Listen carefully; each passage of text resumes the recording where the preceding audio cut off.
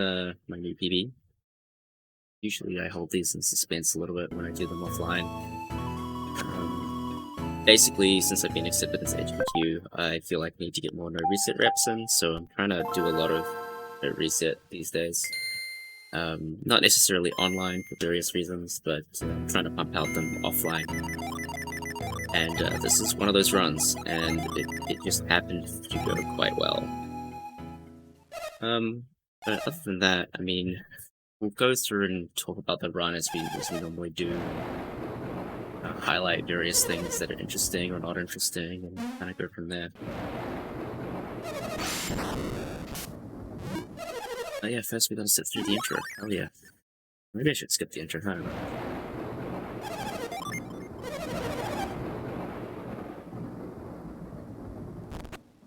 Probably should play the thing in its entirety.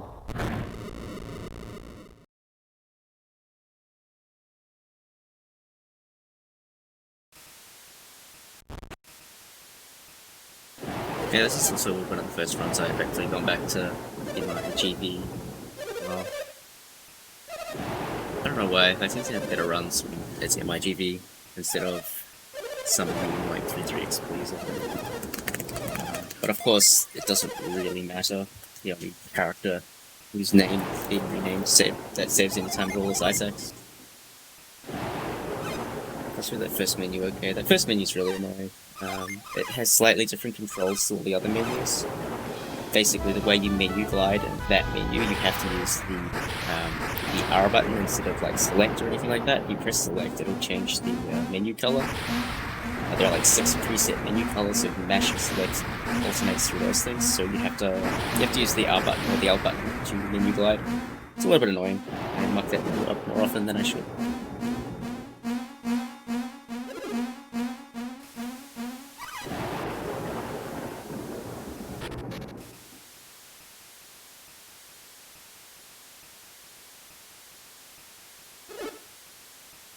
Pretty decent alignment. I can always do better on that alignment, but I always overshoot it vertically a little bit. That's fine.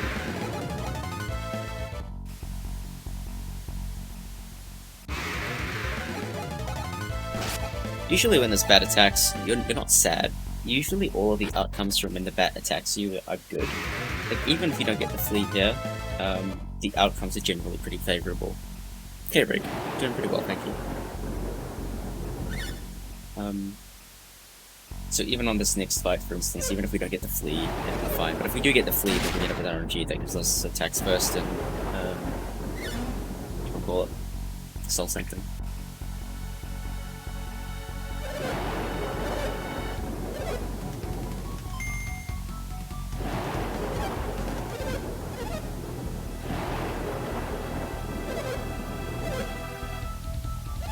Look at Jenna, just like a matchstick, he's so thin. I've seen her thinner, bro.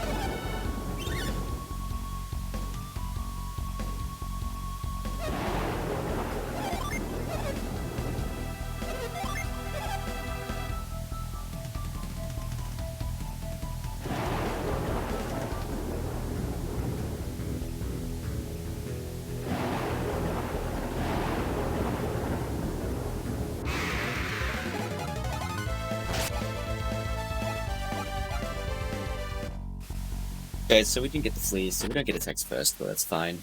This RNG is pretty okay. It's not bad, it's not good, it's just okay.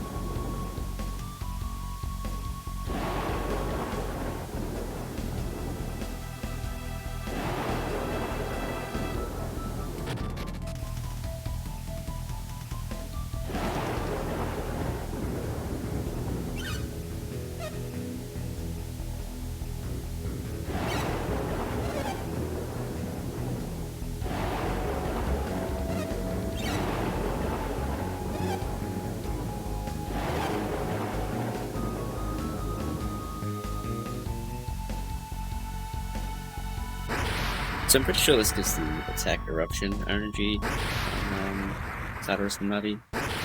Even if it doesn't, it'll be fine. It's not that bad. The interesting thing is in that final fight, that vermin can either attack or defend, and for this particular seed, if the vermin defends, you want to attack on Sadaros Minati so that they give you this pattern. If you don't, then the fight takes extra time. But the vermin attacked, so we just run. It's not a problem. Lots of little optimizations like that you can do. You'll note that my movement here is not great.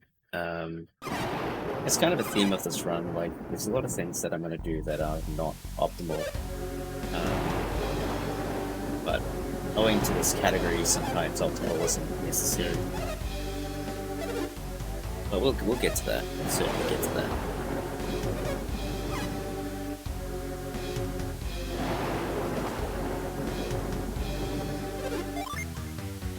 It's all RNG. Yeah, a little bit.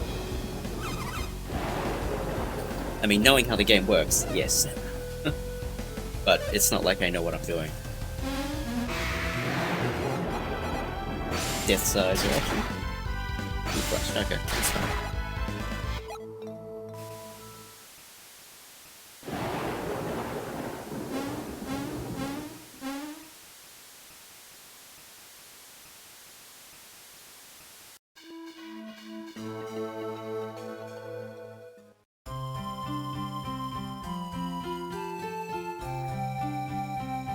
Hello, Warrior of Illusion.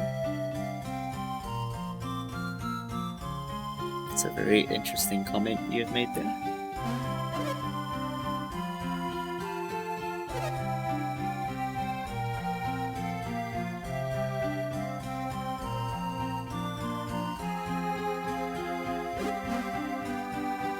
Funnily enough, I was doing this run while watching the election, which is kind of fun.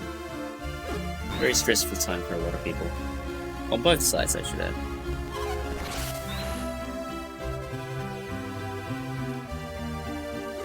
Then, I think about halfway through this run, the election stream ended. I was just on like radio stuff, so I switched over to Bob Ross. And honestly, I think Bob Ross did so much good for my mental in the back half of this run, just to like recenter myself and whatnot.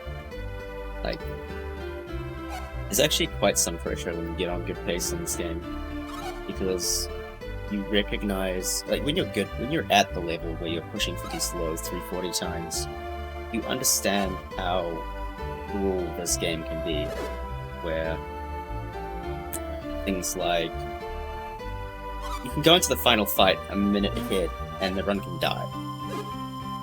So nothing is guaranteed in this game. I'm not going to say you have to earn it, but it feels like you have to earn it. But really, it's just all RNG. It's not a lot you can do. Hey, Buttface. How you doing?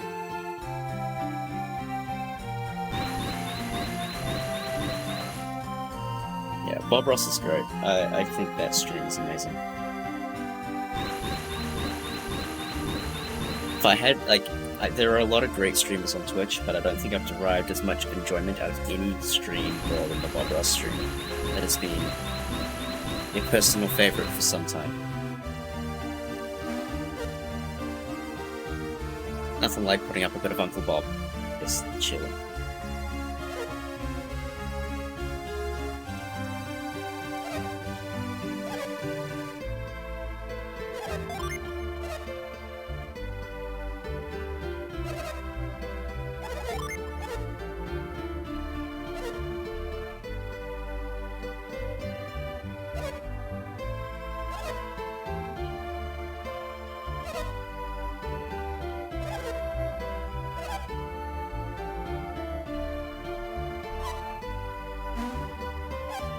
Funny thing is, I didn't have Bob Ross growing up. I think we didn't get Bob on this side of the world, did we, Greg?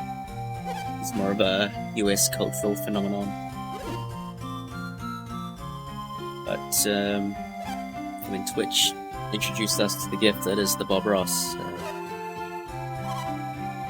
appreciate what you may have missed out on life.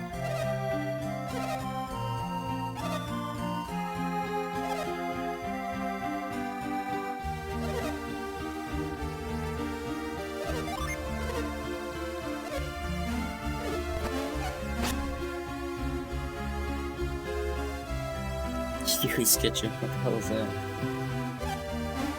Yeah, it's Squirt on the side of the world. It's like some badly animated 3D penguin.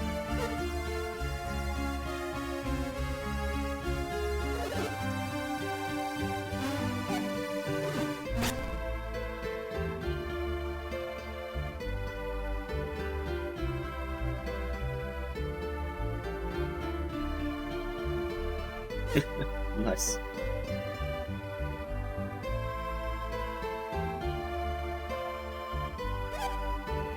See, my mother was a teacher, so it'd be rare that we got home just around the same time as the other kids, so I missed a blob of TV there. Hey, Hidden Wizard, how you doing? This is a run. This is a recording. I've been trying to do a no reset run when I have time during the week. Basically, since we're in HDQ, I feel like I need more experience doing no reset, because no reset is hard. Like, no resets certainly throw a bunch of curveballs at you that you don't normally have to contend with. Like, how do you outplay a situation where Ivan gets caught by surprise, death, in Philippine Cave? Just so happens that every now and then one of these runs goes really, really well, and this happened to be one. Hey Bowie, how you doing, bud? How much of this did you actually end up watching? Hey, the next one. For context, the only other person who may have even seen this is Bowie, so other than that, this is basically yeah, or something like that. It'll be nice to at least reflect on this run and kind of point out all the issues, because there are so many issues with this run. And I know Bowie really hates this term that like, you know, the run is bad, but objectively speaking, there are elements of this run that are not good. But enough of the game said yes for it to be, which is an important distinction, right?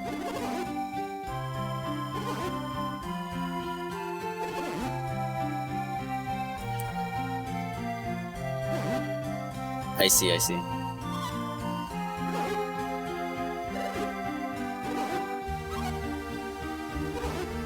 Yeah, I can certainly point everything out. Hey, yeah, like, there are some very obvious things that go wrong, and we'll point them. Well, I don't need to point them out because they'll be relatively self-evident, as we say.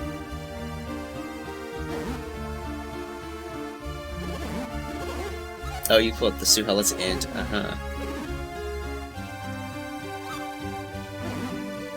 Well, I don't want to spoil too much, but that was interesting. Suhala's end.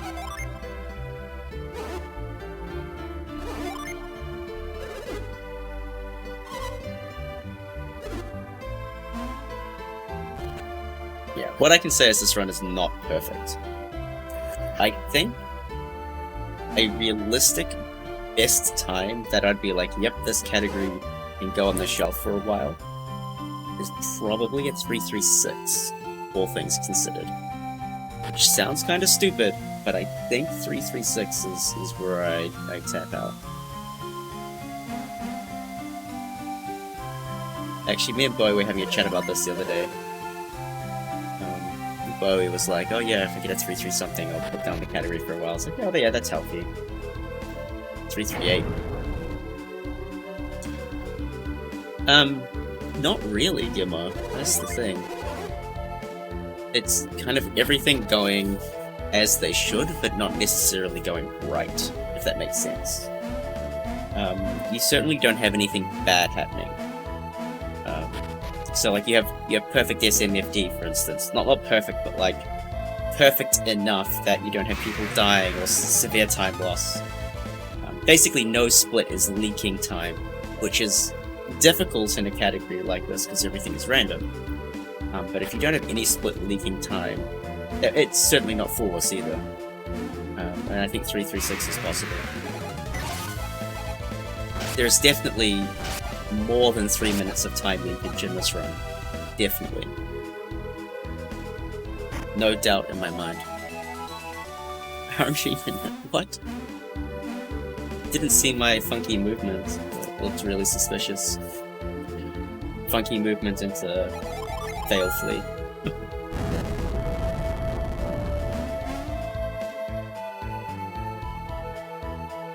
Oh, that does nothing to the RNG though, Bowie.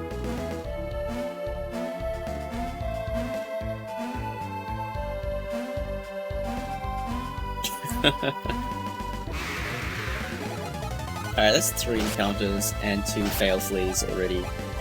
Oh yeah, attack tensors too, yeah. No, okay. So ironically, getting that last encounter at that point is marginally better than getting it in the next room in a few steps, because the one and getting the last, the very end of that room encounter, that one has a higher run probability than in the next room, because in the next room the enemies ramp up 1 level. That's where they start introducing slime enemies, and slimes are level 2, and then they go 1 step even stronger once you get even closer to the interior, which is why you almost always fail that flea in the final room.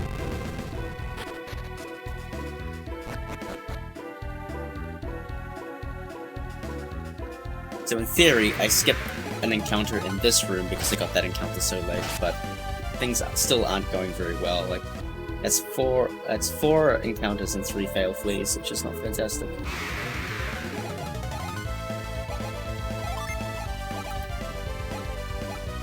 Yeah, this is still not fantastic.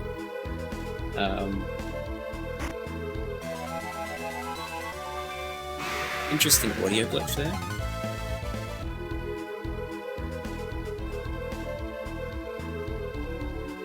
Yeah.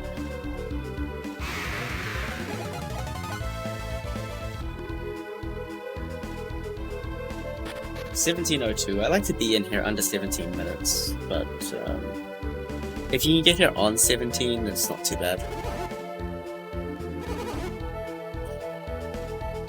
The encounter rate is higher because the expected level is a little bit higher. I think I haven't looked into it, but I'm pretty sure the expected level is 2 and we're level 1. Whereas in the earlier part of the dungeon, the expected level is 1. And that would increase the encounter rate ever so slightly. Enough so that on average it feels more of a grind. And of course we don't get the final encounter skip. That's all in all a pretty ordinary Soul Sanctum. Nothing to write home about. Nothing amazing.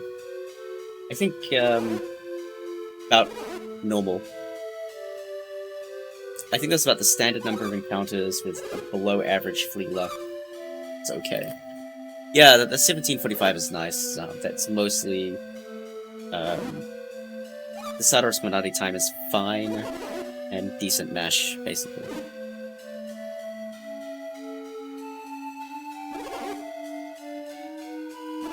Also, I changed my timer, now I'm doing the split timer as well. Just watching Bowie do runs and talk about the split timer and be like, oh yeah, I should be here at like 5 minutes. I'm like, that's really smart. I should probably get accustomed to this more. So I added that in. And so ironically, this is the first run that I did with the new timer. Hey Ghost, how you doing? Hello, hello. Yeah, split time is really good.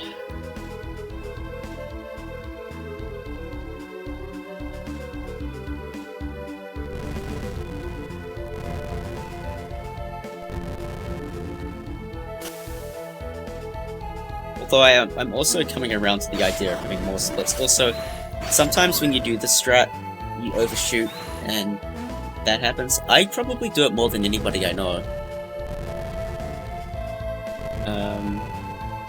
But hey, it is what it is. So basically, this strategy of doing left, center, right saves about 0.8 seconds. But if you fail the move, you lose 1.6. Thereabouts. It's kind of not worth, but hey.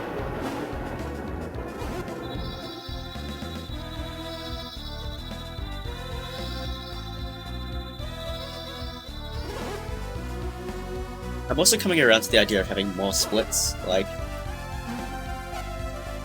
the reason I don't split after Suhala, for instance, is because I never like splitting during the transition between Suhala to the Suhala overworld.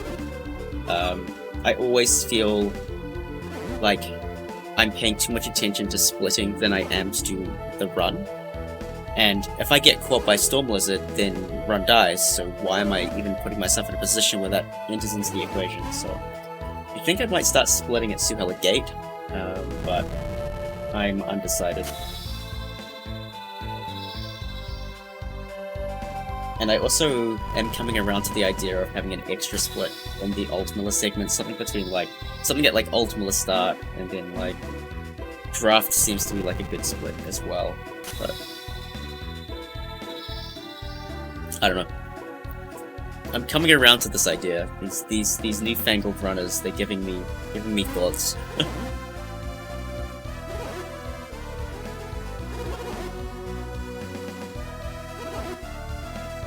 Basically, what I've learned is that because my splits are generally longer than everybody else's, that my splits are generally less optimized than everybody. So, for instance, my Ultimilla Gold is really not that great. Because it's very difficult to get good RNG through Hail, through Ground, through Ultimilla Entrance, through Draft, through Death. It's all very hard to have all of those things simultaneously go well, so there's a lot of time save to be had there, but it's not easy time save, but it exists. Like, Bowie has certainly had runs that would have golded, relative to what I have. I don't know why, my mid-game is surprisingly shocking, just generally speaking. I'm in awe of some of these new guys. They have very, very strong mid-games. They like hang with my times very regularly. Yeah, I hope GDQ don't put this at 4 AM, that would suck. You should replay it, this is a great game. For instance, Bowie's run yesterday, that happened right after this run happened actually. Following Port's killer rate, he was hanging within 1 minute of this time, which is kind of nutty. So when he was saying yesterday that his run was really good, like a really great run, I don't think anybody else realized just how good it was. Like, it was insanely good. Hey, Aurorius, thank you. But yeah, that's, I generally feel like my mid-game is a bit of a weakness, and I don't know how to get good mid-games because, like, I don't feel like I'm doing anything different. But I'm consistently getting bad Ultons, bad Lamacans, things like that. Or at least not as good as they could be, so that's something I'm going to have to look at in a bit.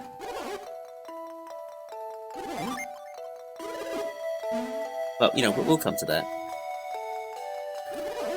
I have put a lot of work into my in-game, though, and spoiler alert, this is not going to show, because the work I've put in, like, when you're in... It's very difficult to describe. Like, sometimes you know everything, but the nerves and the moment and the occasion, you're like, I'm sure this is right, but I'm gonna do something else because I know it will work, if that makes any sense. And I'm gonna do a lot of that. So I need to beat those habits out of me and just commit to the optimal strategies, because often you get punished for not doing things optimally, and we'll see that.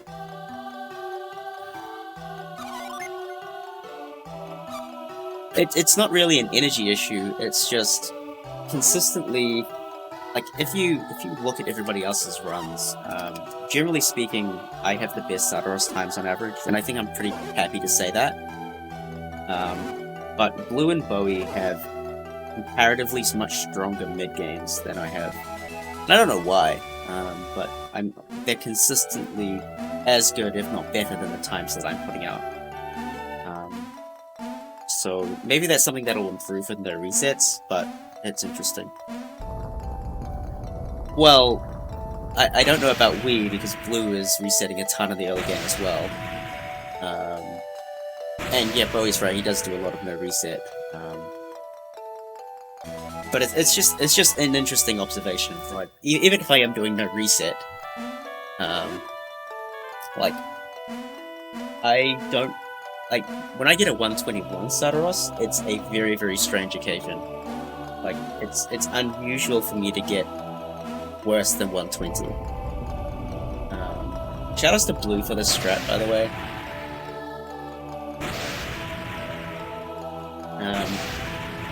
He's doing a lot of optimal movement in this area, and so you can see the distance between me and the statue here. I'm starting to try and work that optimality in. It does save time, so it's worth doing.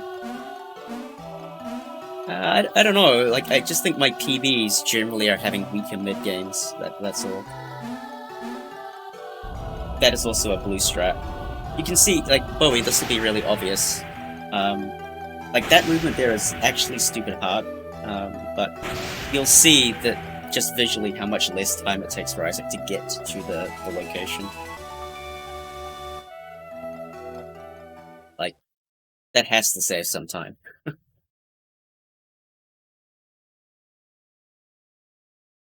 Yeah, every time you mess it up, you're like, what's the point? I can just run left and tap up and it's easy. But if you do that down left movement, it gets kind of finicky and you can screw it up and you piss away any time that you would have saved. It's like the left center right strategy where like you screw up the center move and you're screwed. Super interesting. Yeah, optimal's hard, man. Yes, you can world record just being adequate. You certainly can.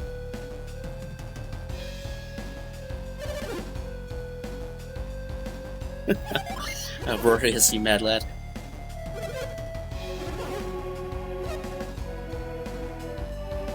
Then again, I used to run Commander Keen 5, and if you know anything about Commander Keen 5, it's a fantastic speed game. Because there's this really weird wrong warp glitch where if you hang onto a pole and get pushed off the pole, for some reason all of the doors get messed up, and when you clear the first level you get warped to the secret level, and then when you're on the secret level you have to hit like a frame perfect jump, and then you can clear that within seconds, and then you're basically at the end of the game, so you skip the entire game. And so then of the 2 minutes 30 odd of a run, 2 minutes of the run is spent in the last room, and the last room is like just RNG all over the place. Right up until the final thing that you have to do, which is like you have to lure some mines over to a thing and blow up the mine to shatter the thing. But the mine RNG is absolutely stupid as well, because they will only move in your direction on a random basis, and sometimes they'll pause, sometimes they'll move, and oh god, running that was terrible. That is RNG. That is some different kind of hell, that game. Playing that game fucked my hand up, actually. It's why I probably had issues with my right arm for as long as I have. I had something like 3,400 attempts before I got world record. And then I'm like, never again. And I haven't touched it since.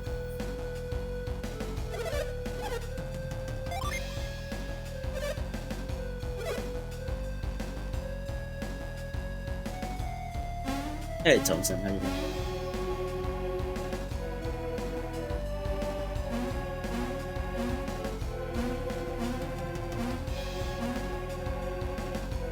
That's the Sadaros getting in the way. I love when that happens.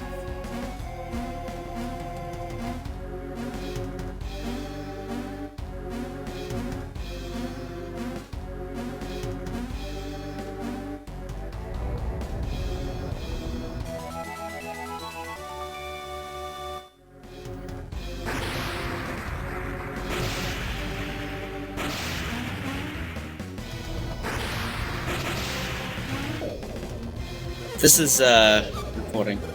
This is, of a PB. Spoiler alert.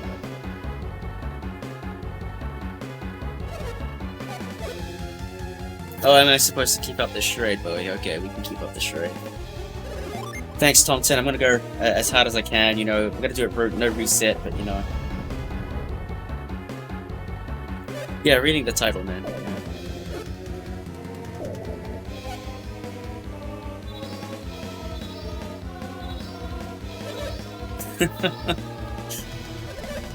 Yeah, the live split is a pre-recording, but the gameplay is right. Yeah, totally.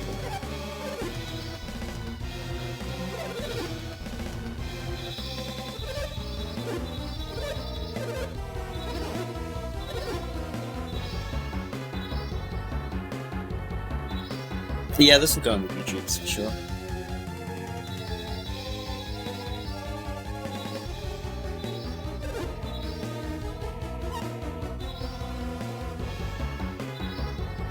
Yeah, I've got, like... I don't know about you, Bowie, but I have, like, a notebook that I have all my thoughts in, and I've got, like, a couple, like... Oh, let's get my notebook. I have, like... 3 pages of possible improvements. Like, all kinds of random ideas that may or may not work that are interesting. I actually put one of those ideas into practice in this run, and I'll talk about it when we get there.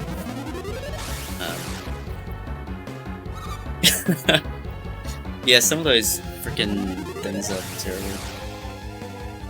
I hear you on that. But I've got ideas like, does it not make sense to put Mia in slot 1 for the threat fight?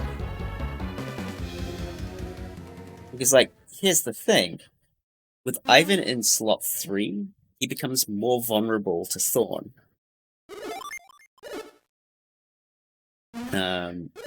So why not put Mia slot 1 so the 2 people who can tank hits go in the middle?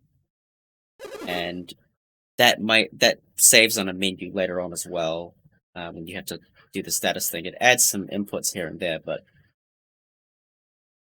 I'm wondering if that will add to consistency at all. So that's a thought that I've had.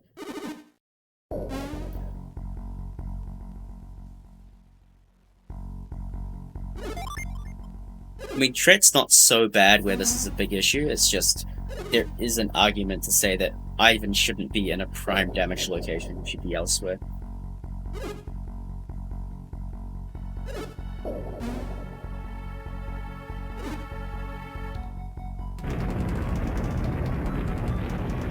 And then on Zephyr, I'm thinking if you put Mia into the 2 Jupiter class, I believe she outspeeds Zephyr, and if she outspeeds Zephyr, then in theory you can split the fight in 2 halves like you do with Sleet, and then Mia can kill with Ramses on turn 2, and have Ivan defend so Ivan can't get OHKO'd by Stormray. Which is also a thought that I had that made a lot of sense to me.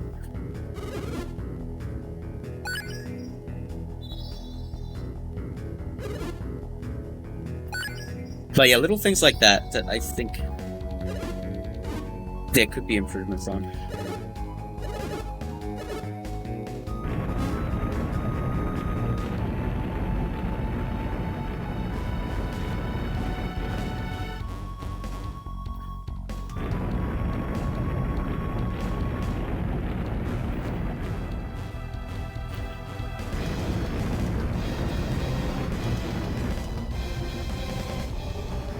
I also realized that there's a lot of enemy formations that I need to learn better.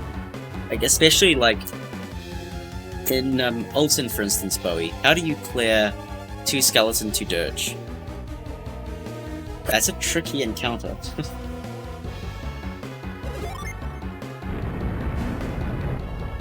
Because I don't know if Frockney slot 3, Tundra slot 1 is a kill. Yeah, exactly. Like Tiamat Frockney, something like that, right? It's just really awkward when you have an encounter like that, and there's a couple of those awkward encounters where I would like greater certainty around it. Yeah, I'm not sure either, Rig, but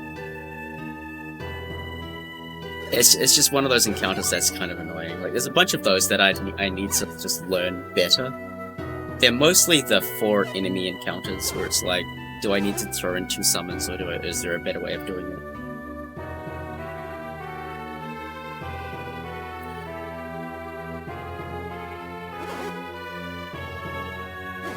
Yeah, maybe Rig. I mean, I'd probably just do Tiamat Procky because Ramses is annoying to menu too, but...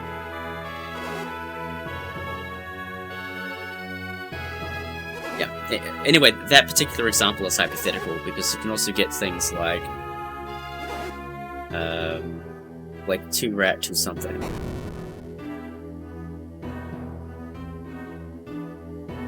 It's just like a bunch of these random edge cases where like they don't follow the normal pattern of just get blown up by Ramses or Property or Judgment or whatever.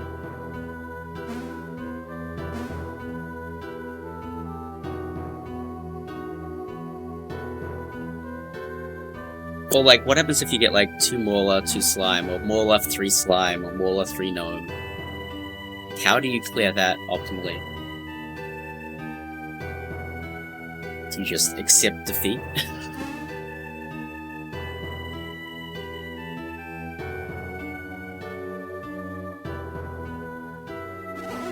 Because, I mean, there's a decent argument to saying do Ray Ramses on the Slimes and attack the Mauler, and then Ray the Mauler and attack with Isaac. Flee. Yeah, unironically, you can do that, Bowie. I mean, if you're an absolute mad lad, you can try for a more aggressive flee strategy. Like, once you reach like level 5, level 5 with Ivan, for instance, you can potentially try flee and Emil and try and make up some ground in Mercury.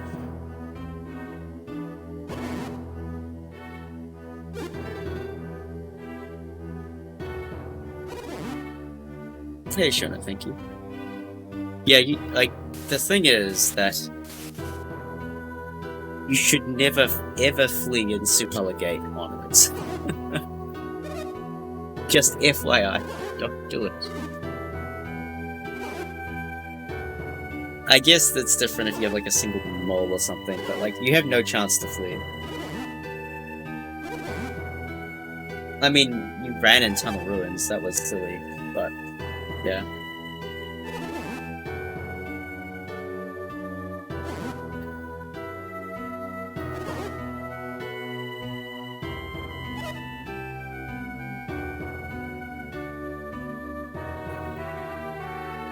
Yep, sometimes you just gotta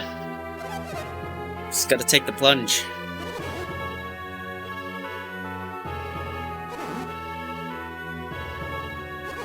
I mean, Akano's very, very first route for this category was basically just run away from everything.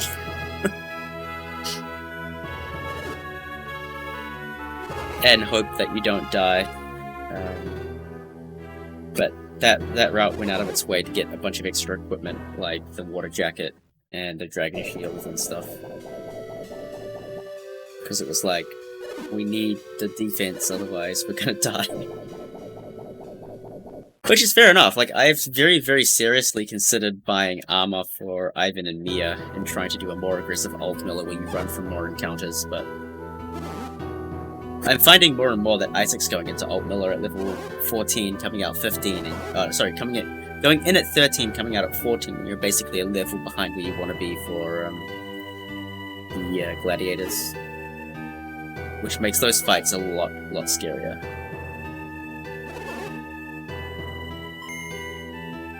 Because I think at 14 you have to heal on Azar unless he opens with Smoke Bomb or something.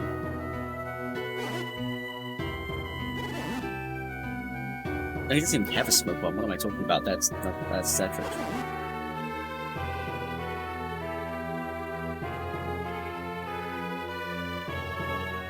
Oh yeah, 13 inbred does not save you. 14 inbred does, because the expected level was 15. It's being routed with 15. So 14 plus bred is fine.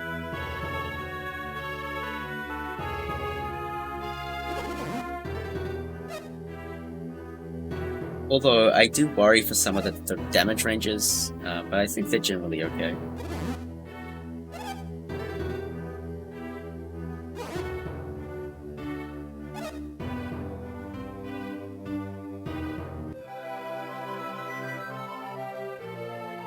Yeah, crit turn 2 always exists, which is the worst thing about the all bronze transferables category. Because if Navampa crits you, it's run over. And you're like, well, this was a fun category. I haven't had it happen yet, but I know it's possible.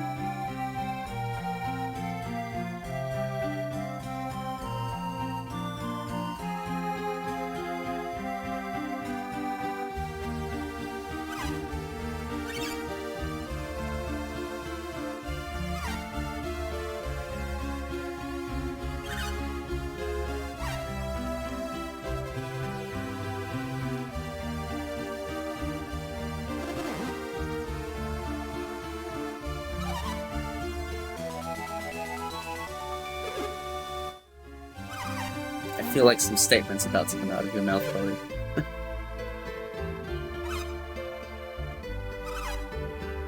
I feel like you're going to complain about something.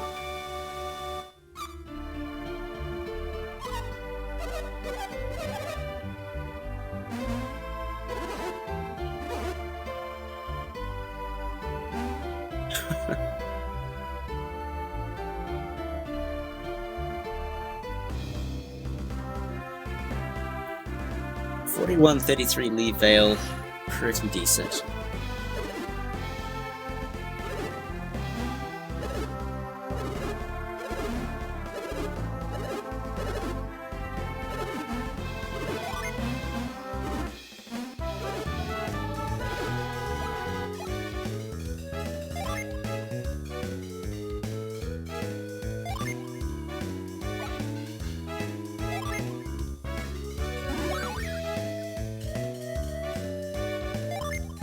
Oh, the start is entering Goma Cave.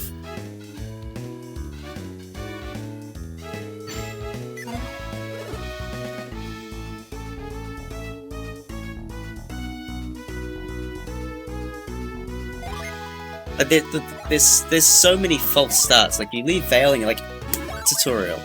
You get into Vault, cutscene. You fight bandits, they heal for a year, and then a cutscene. It's really, once you get to Goma Cave, that I feel like the cutscene density gets appropriate. Hey, Saki, how you doing?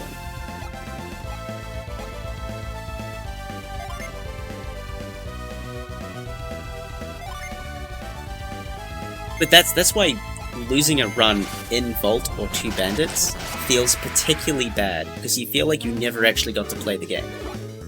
You're like, well, I guess Garrett just dies. Fine. I guess we won't play the video game. Chilling at 250. Yo.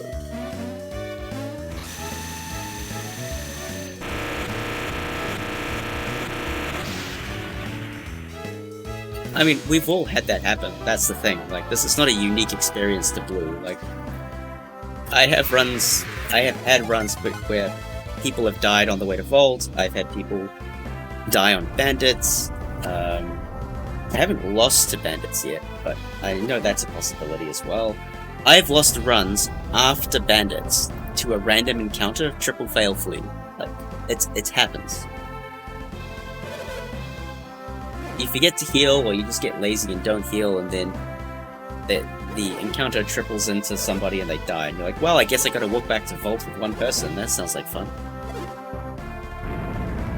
And don't even get me started about Goma Cave. Like, I've lost so many runs to Goma Cave, it's unreal.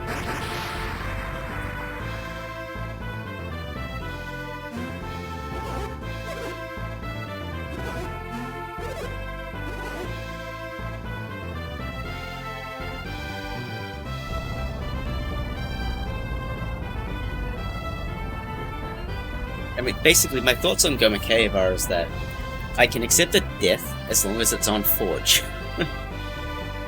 And as long as I'm gonna still win that fight. Often what will happen is Forge will kill somebody, then you'll run away, and then you're like, well, I guess the run's over then.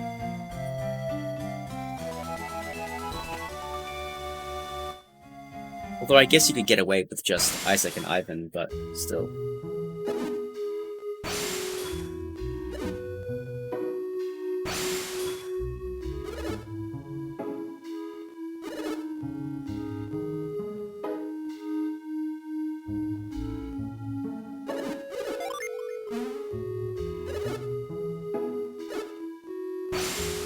Man, Bowie, how are we going to get through this at GDQ? Gonna have to... I'm gonna rely on you to rally the donations, man, because,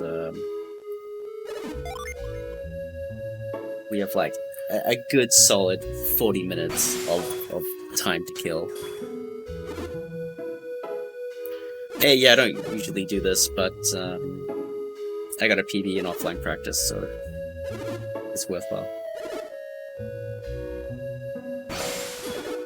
Low-key, I'm excited to see who Garrett is named this time. Is it gonna be you? Is it gonna be me? Is it gonna be an unknown third party?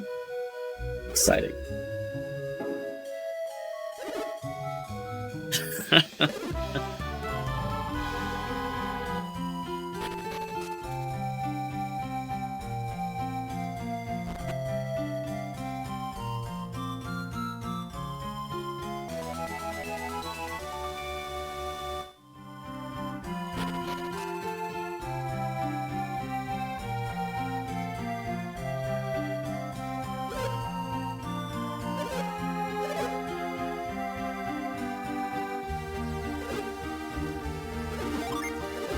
I have thoughts about this bandit chase as well.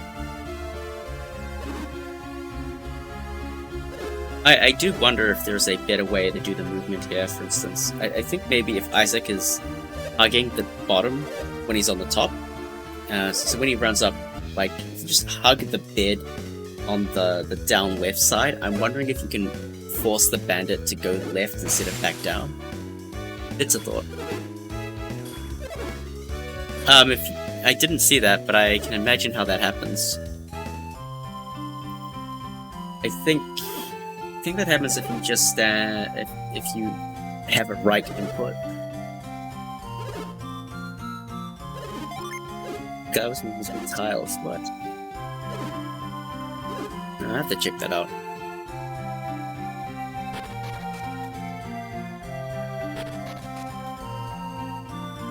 Also, I like that we're all getting the mint now. Like, there was a long time where I wasn't getting it, and I thought it wasn't worth it, but I think everybody now is convinced that the mint is worth its weight in gold.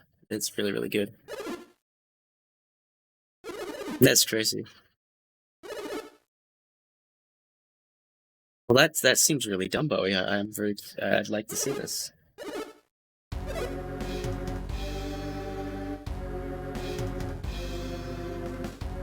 They can run past you? Oh, that sucks. Yeah, because that secured an agility range on the old Killer Ape strategy. That's why. But then we got new Killer Ape strategy where you don't even need Garrett to outspeed. Thank you, Bumper.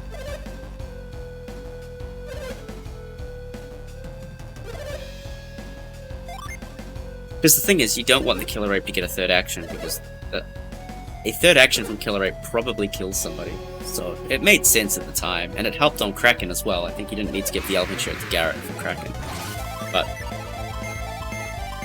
we generally have less levels than we used to do anyway, so we're certainly finding the value for that mint now. It's actually unreal good. Yay! What item menu? We're just moving on, bro. What item menu? I didn't see anything.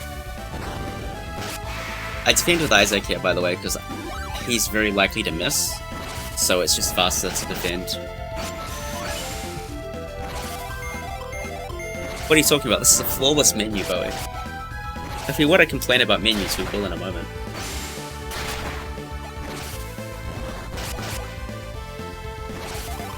So because they healed, I'm going to throw as much damage into them as possible. That going into Isaac would have killed, by the way, so that's great.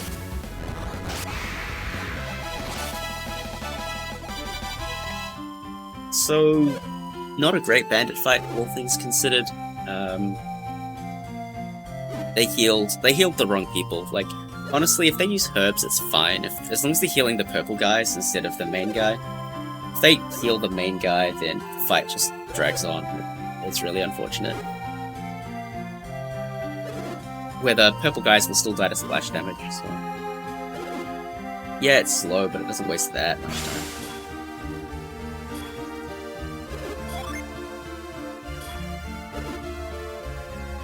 time. That's a good point, Bowie. I've gone away from that strategy.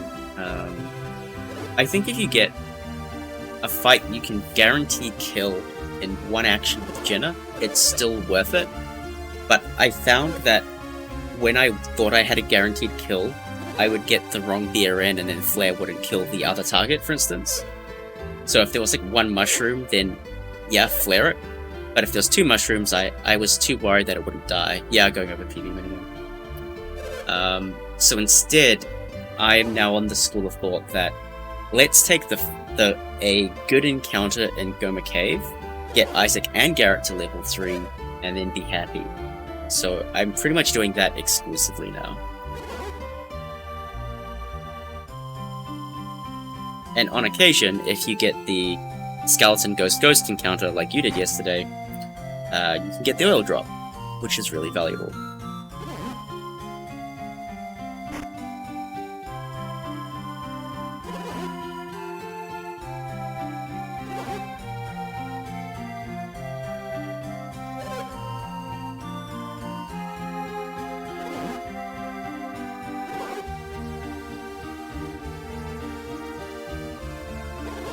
Yeah, so that's my thinking there. Like, I think whether you take a fight or not will vary from run to run, so...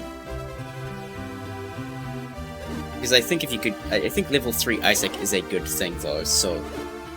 There are advantages to having that. It's just, I don't think it's worth a flare and an attack. Yeah, totally. I think it's one of those things where if the opportunity presents itself, you should take it. But I'm not finding that opportunity too often. Or at least I don't feel confident that I am.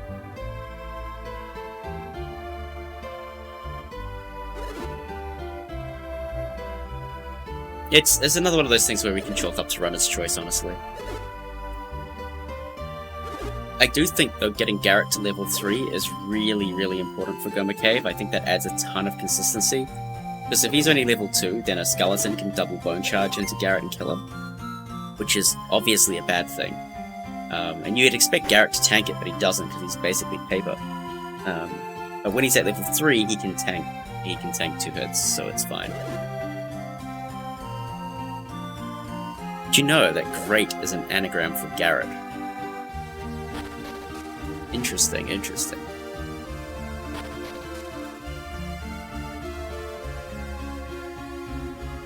Great, yep. Great.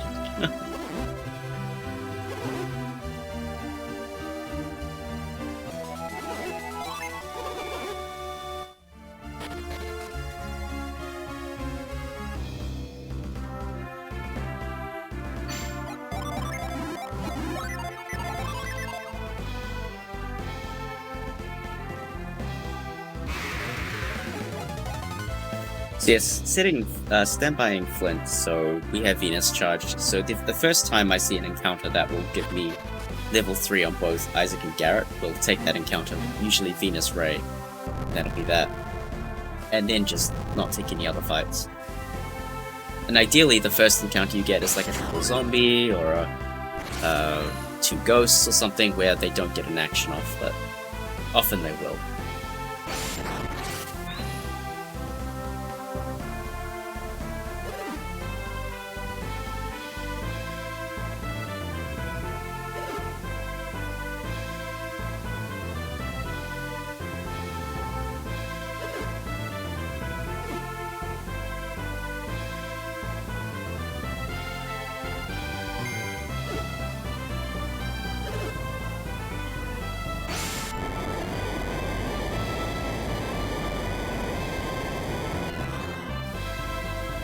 Right, after 55 minutes, the run actually begins. Hell yeah.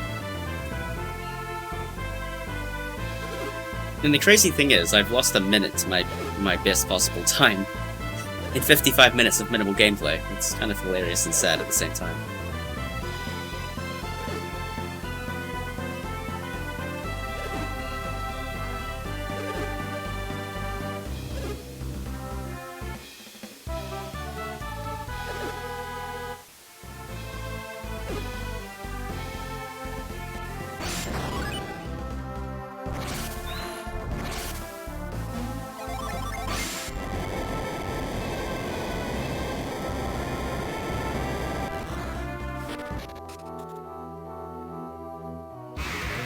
That's a very early encounter. The only good news here is that it's a good encounter to get experience, so...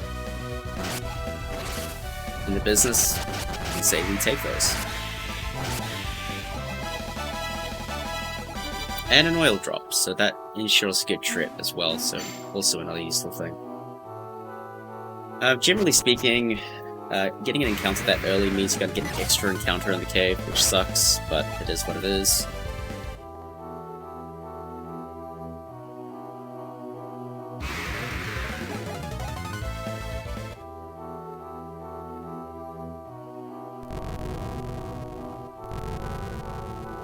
Honestly, at this point in the game, you don't mind too much about extra encounters, because you're like, okay, it's a 3-second time loss, or 8-second time loss, or 10 seconds worst case scenario, it's like, who cares? It doesn't matter all that much.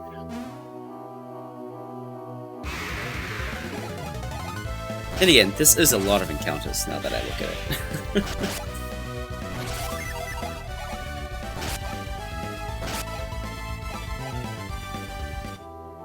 For a brief moment there, I was thinking, should I take this fight? And then I realized I don't have any AoE, so I kind of have to run.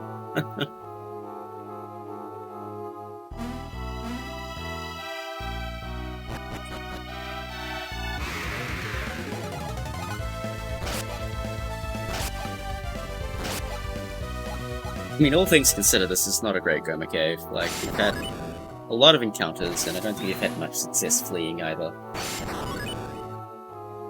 Well, that's the thing, though. It doesn't matter too much. Like the swing on the split's not that wild, even if you do get all the fleas and whatnot.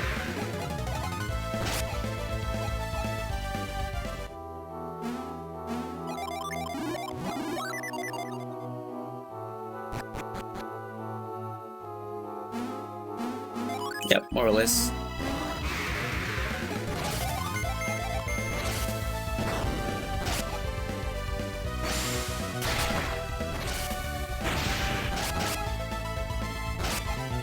I've had 8-minute finish before.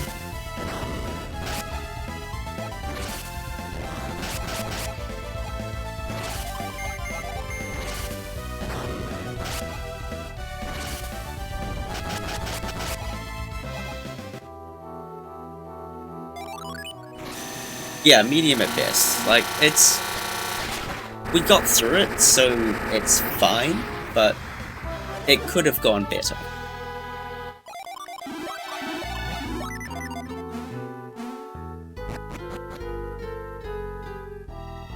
And we're coming out of it with really low PP as well. I mean, the only thing that could save this Goma is if we got, like, the encounter skip right here, then we're on for a really good pace. But of course, we don't get it. So... it's fine, it's not the end of the world.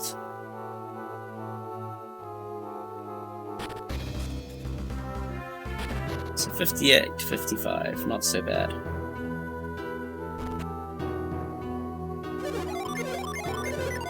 Here's the thing with getting the oil drop. The muscle memory for this menu basically makes you sell the oil drop, so you have to be really careful not to do that. I've done that twice now, where I've almost sold the oil drop after getting it.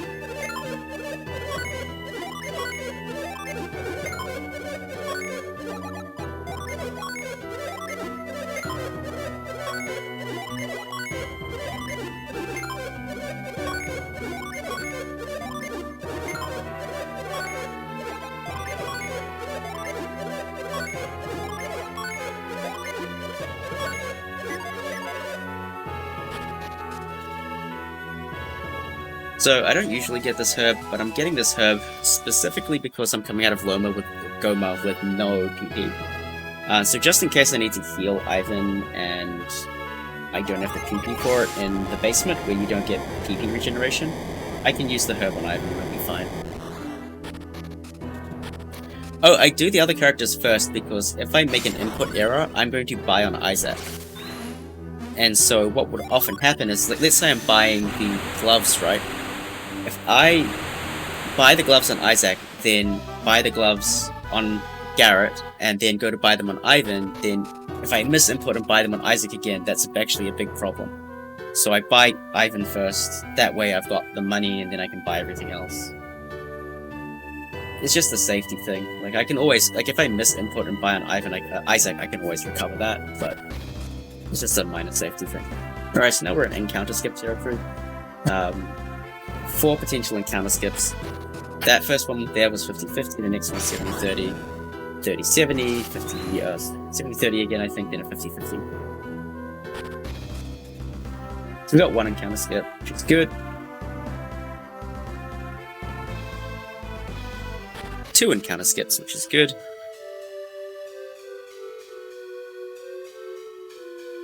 And then we're into a cutscene, which is fine now, because, like, to our earlier point, like, you've actually had an opportunity to play the game by this point, and you can take a deep breath, you can relax, you can refocus yourself for the gauntlet that is to come.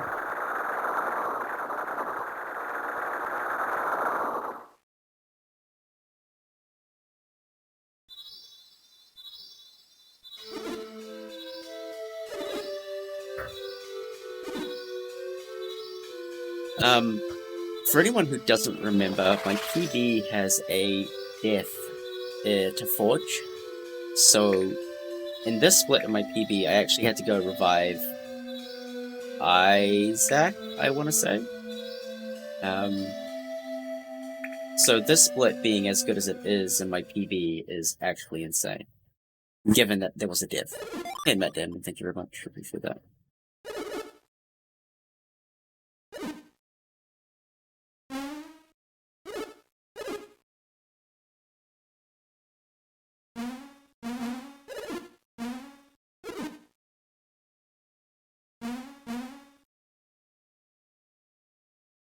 I mean, to your point, Bowie, on things being weird, like, it is always weird to see other people's takes on various things that we do. Like, doing the same thing but in a different thought process is kind of interesting. I'm not ripping you apart, it's just different.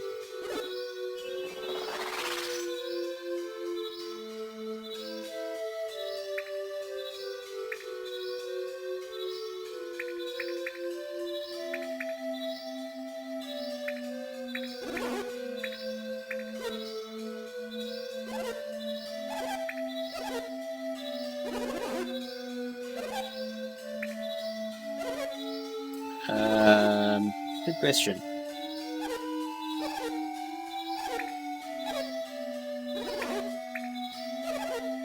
I mean, the whole Garrett-Ivan swap thing is, in the final fight is annoying. This is on Wii U. Rubric. Wii U Virtual Console. Yeah, ground granite. Yeah, ground granite. I don't know, to me, I just like ground on Ivan better.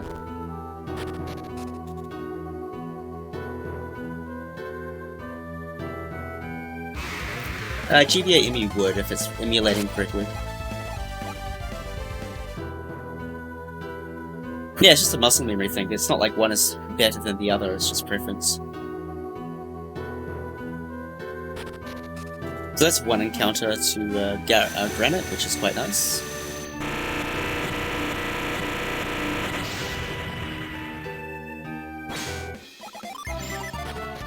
So I'm setting Gust here, which is the thing that I was alluding to earlier. I'm pretty sure Ivan with Gust has slightly more HP than Ivan without Gust. And if that is true, then that will prevent Ivan from getting 2-shot by a gnome without him having any agency. That's also a 3 encounter basement, which is pretty hot.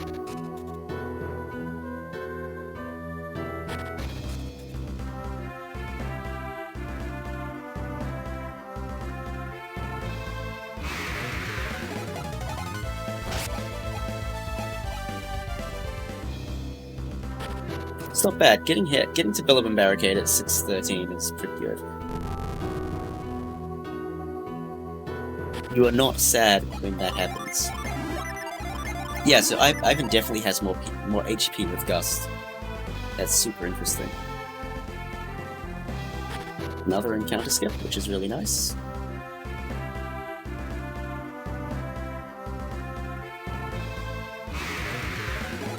And bridge encounter is also really nice. That's about what you'd hope to get.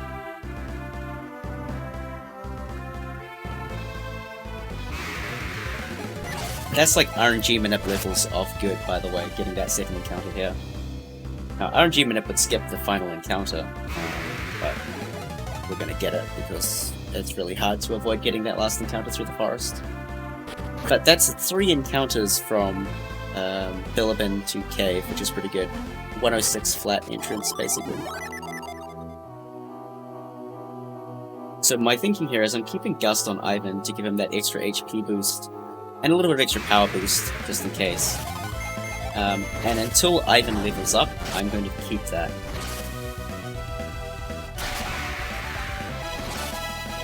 There's the level up. Now I'm going to swap Gust to Garrett, so that Garrett can outspeed trolls, and so he can outspeed maulers. I think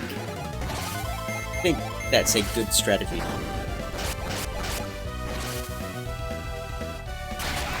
Because I had this run where I had the troll gnome, and the 2 gnomes just attacked into Ivan and he died without him getting a turn off, which was really sad.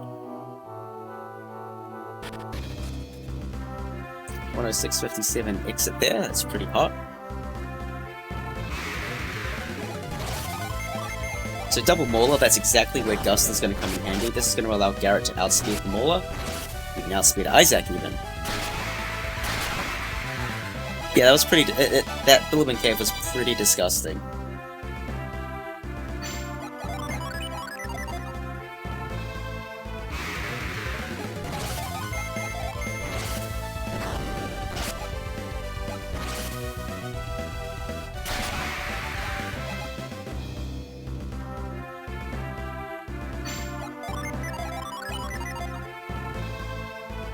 Two encounter ML Overworld, that's a 107.43 entrance into ML. That is pretty hot.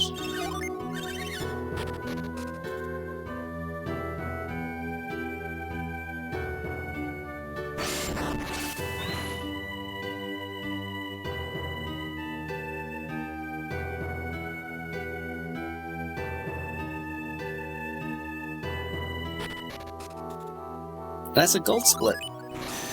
A small gold, but a gold nonetheless. I don't think this early game's even that, like...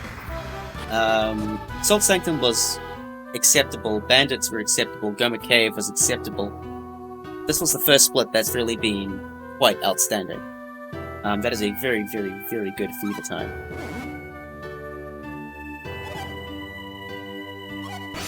It may be my best Fever time ever, actually.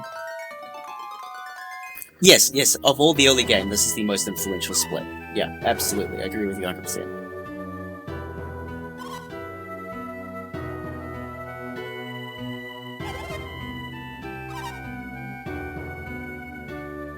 Like, at least the way that I do it, from Goma Cave to Fever, that's a very, very, very important split, all things considered.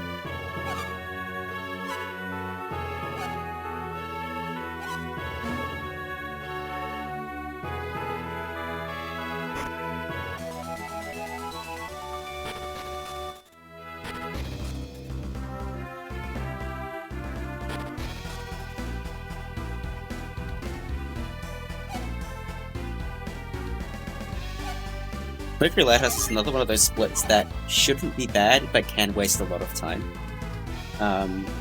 Looking at things like Siren encounters and Harpy encounters that are just... and Lizard Fighters even. They all take time to kill. What you want to see are things like Ghouls and Cuttles, which are very, very easy to kill and don't take up much time at all. But it is what it is.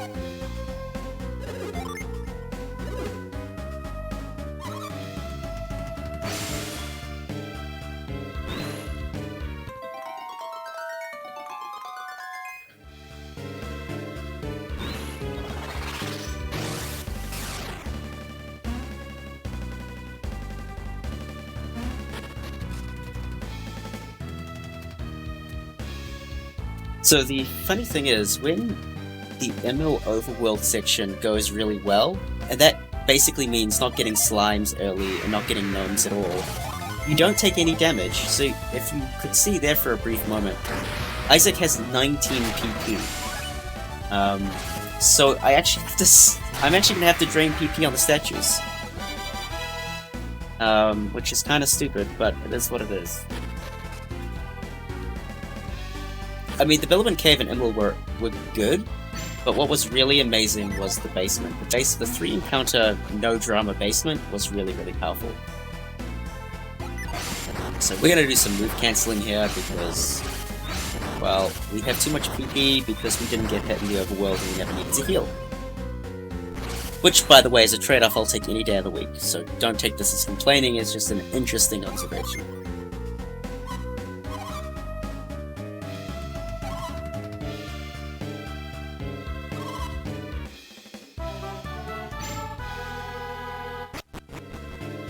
Alright, so now we're going to do the retreat warp to get sleep. And that menu was not so great, but that's fine, it happens. Attacks first, Lizard Fighter. Okay, we take those. That Lizard Fighters are generally a slow encounter anyway, you kind of have to throw a lot into them. Like, Ramses, Ray, Plasma to kill one. They just have so much HP, it's stupid. Caught by Surprise Cuttle. You feel less good about the Caught by Surprise Cuttle. But it's still a Cuttle fight, so they're relatively quick to kill.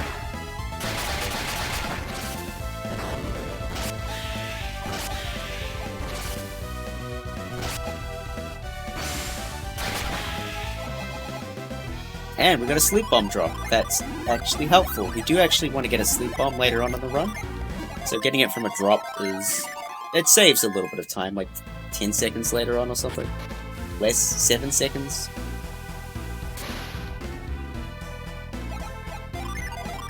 So all things considered, that's a pretty hot Mercury Lighthouse. No drama, just the cuddles, which were never really dangerous at all, and the attacks first, super helpful.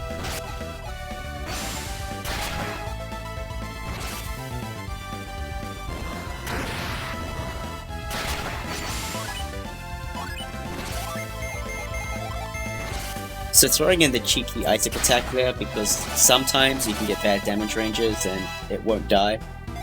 Knowing how good this time is, I wanted to be sure that it died, so... hence.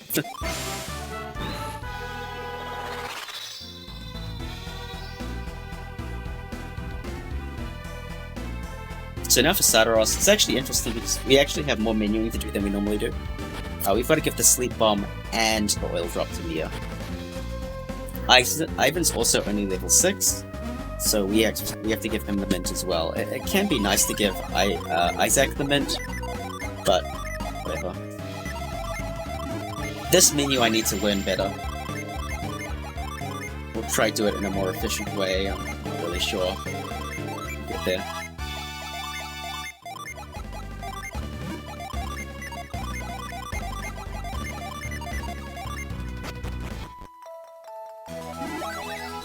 That's like a 1406 area? It's pretty hot.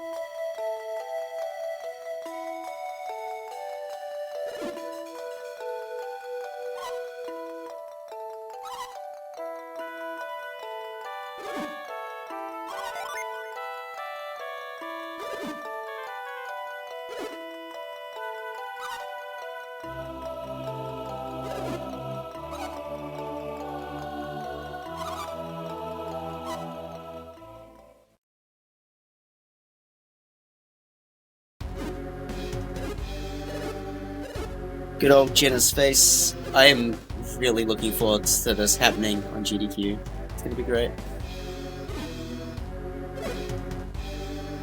No, it's really easy. Like, you have so much power between Kieran and Ramses that it's not a big deal. You only risk getting killed by sirens, basically.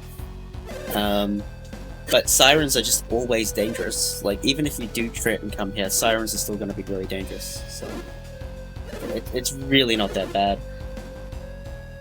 You generally only have to contend with 2 Mercury Lighthouse encounters, and the only encounter that's really genuinely scary is the triple siren.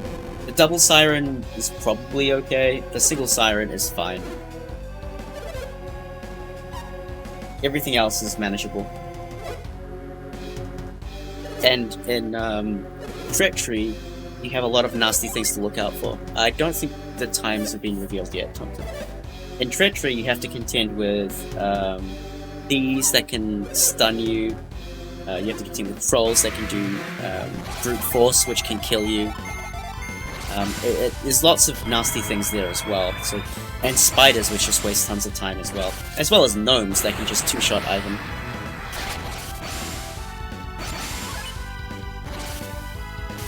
Yeah, I'm opening with Slash with Ivan these days because I don't like Garrett missing.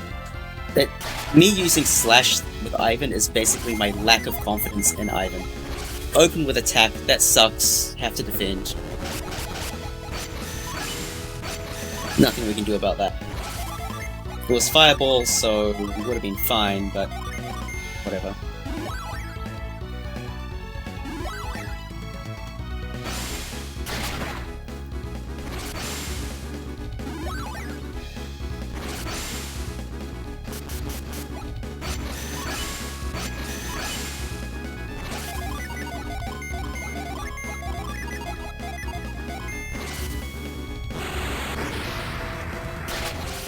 So now we have to be careful about our judgment usage because there's an eruption lurking.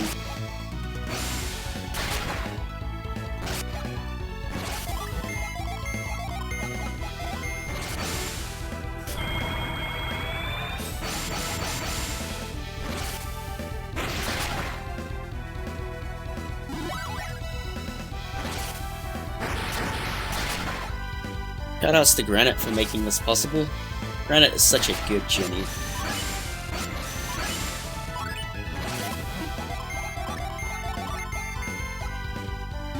In theory, I should have used Prism here with Mia, but I defended by accident. It's okay though, because Garrett can tank it.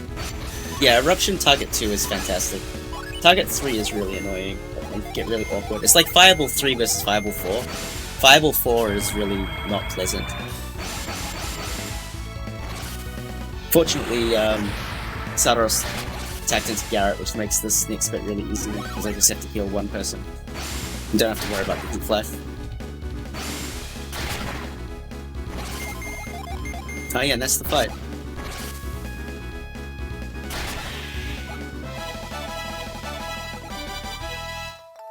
It's a pretty hot Sadaros time.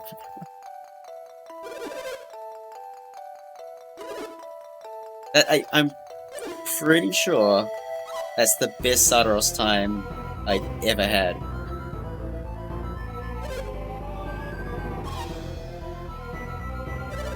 Pretty sure. So knowing that this run PVs, this is going to suck to run against for a very, very, very long time.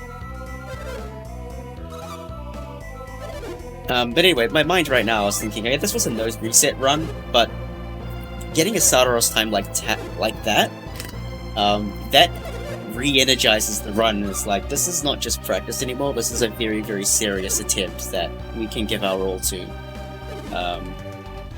So, it's hard to yes, I believe that's the best Sadaros time I've had ever. I think my next closest is like a 1:18:40 something. So it's a good 15 seconds better than that even. When you get a time like this, what you're really thinking is the average run here for me gets around a 1:19:40, 50-ish. That's an average run. I've got basically a minute 20 of extra time that I don't anticipate on happening at this point. And that gives, like, the rest of the run such a buffer. If Breeze runs away, it's fine. This is still absolutely okay. If Quartz runs, it's not great, but we have time. If we get an ape encounter that does bad things to us in Overworld, then that's also fine. Like, it just gives you so much of a cushion. Because something else doesn't have to go well. It's psychologically just such a good thing to have happen. Let alone just the fact that you're ahead on a really good run anyway. It's like, it's just so valuable. Like, it's no coincidence that when you get a fast Sadaros time, that the chance of PB is really high.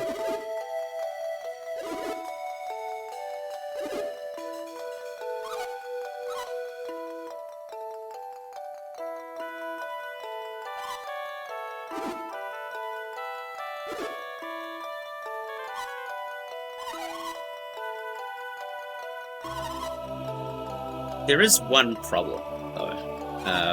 Ivan is still level 7. He was level 6 going into the fight, and he's level 7 coming out of it. We had one Mercury encounter, that's the triple cuttle. And we generally had low experience encounters coming into the lighthouse. So we have a lot of encounters that we need to take to get to level 8, which is a bit of a problem.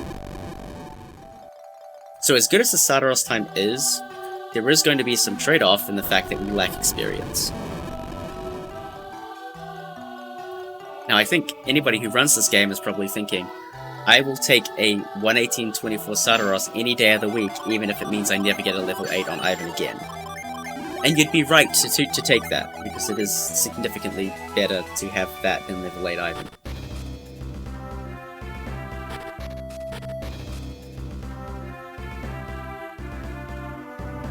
But it does make me think that in this circumstance, maybe it's better to not take encounters. Maybe it's just better. Maybe it's just better to suck it up and just eat the time you don't have a void. Yesterday, casino. Hey, what's up, bro? How you doing? Hey, Ginger. You have missed nothing of note. It was a very average run into Goma, and then something pretty special at Fever, which was carried through on Sadaros.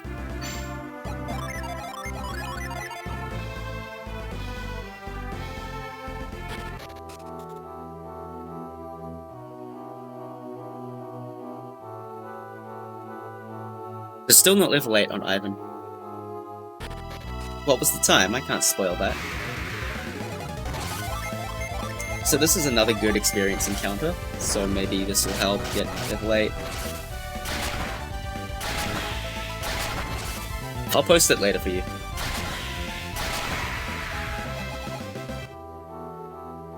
Nice use of the smoke bomb.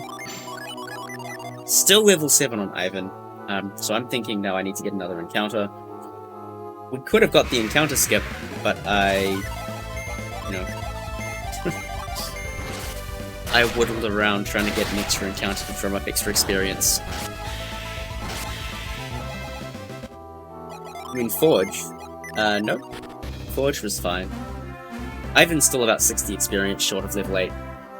That is too big to close. Like, 60 experience in Kalima Forest is likely 2 encounters, and you're probably only saving 5 encounters maximum by having a void. So I'm thinking that if you're ever in this scenario, just suck it up and take it. It's not that bad. Like, a void has a long animation anyway. Like, if you get first try flee, you're maybe losing 3 seconds all up.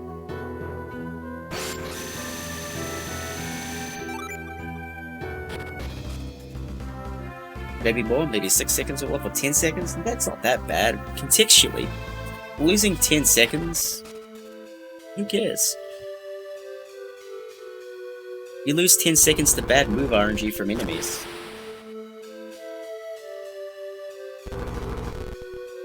Like, 10 seconds is probably the difference between attack, and outer space, right?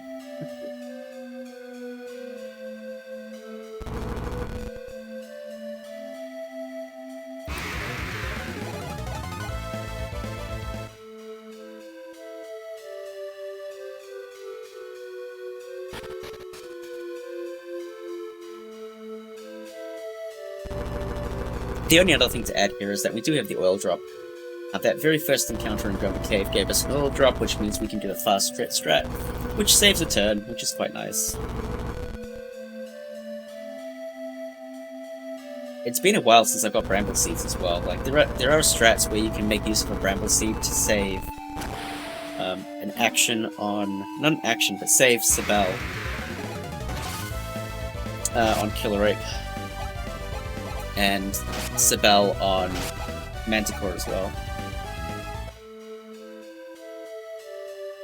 In case you're wondering, basically, if you get the Bramble Seed, get Mia... instead of using Ice with Mia, use the Bramble Seed.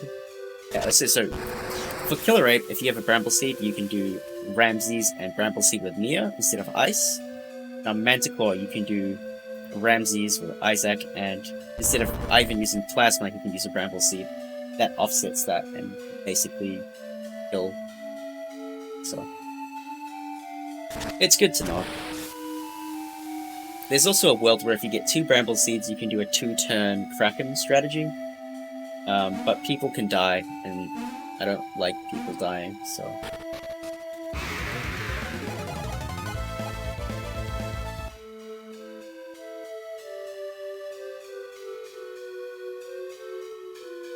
So you know what, that's not too bad of a split. We'll take that. Probably pick up an extra encounter in Treachery because Avoid works in this first area. But oh well. I had been thinking that the leaves off to the left in that previous room, I think you could do jump, jump, jump to cut down some encounter generation if you don't have Avoid. Which could be an interesting strategy to do.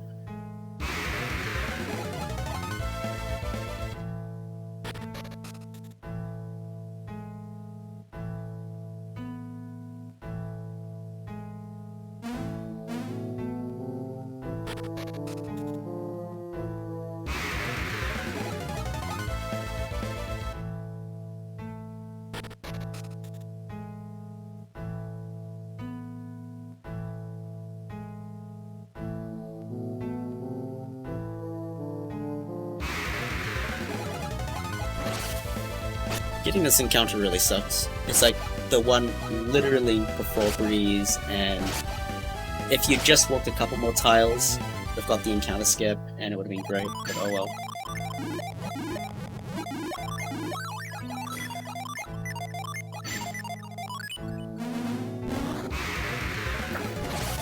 So the worst thing that Breeze can do is run away. Isaac's never going to outspeed Breeze unless he's level 8, but not level 8. Or you use the Mint. The Mint can make it work too. So basically, Breeze is going to get an action off, and whatever it is, could be good or bad. Wind Slash, that's fine, I don't care about that. Basically, even though Wind Slash is a slow animation, we'll take literally anything, as long as it's not free.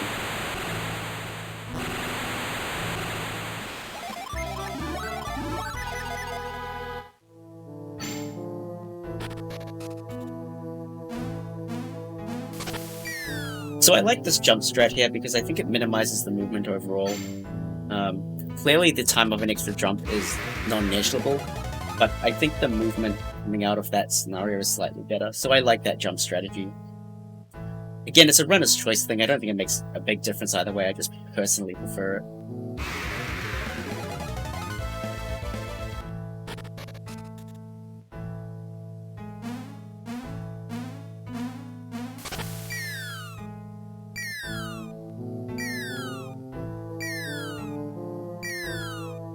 Hey, Listeros. How you doing?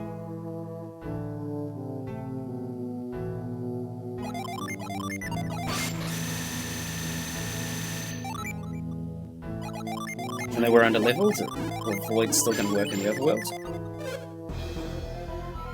And we already moved the oil drop to Mia, so we're all set up for this fight.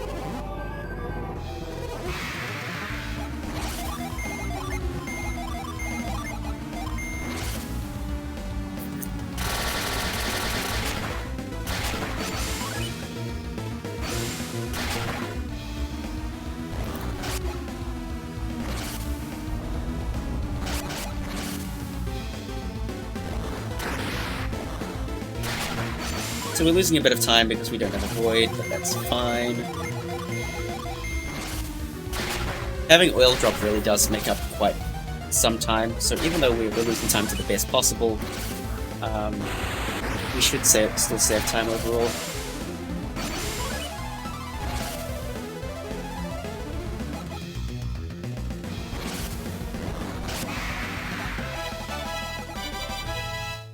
There you go. 130.47 treachery. That's pretty hot.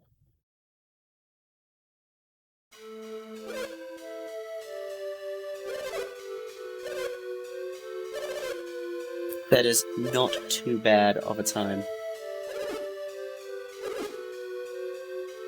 I think it's my first 130 trip, but I could be wrong.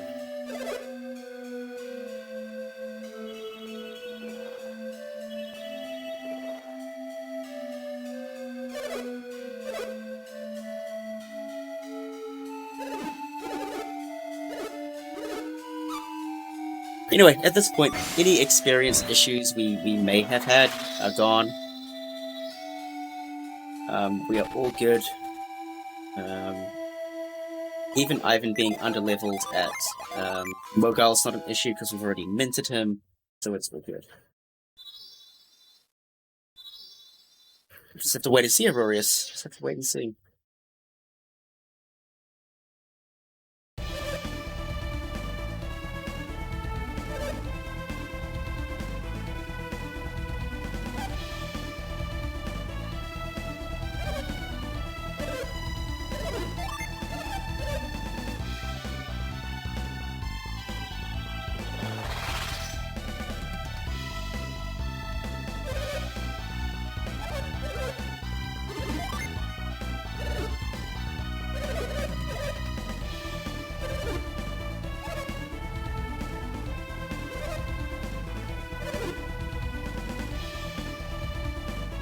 Are we waiting? Yeah, dude.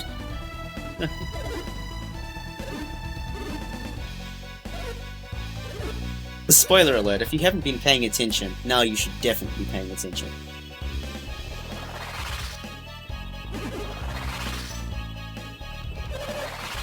I mean, if you weren't paying attention, then RIP, you missed a world record Stardust time, but whatever. The only people who care about Stardust times are the GS diehards among us. Damn, I feel pulled out.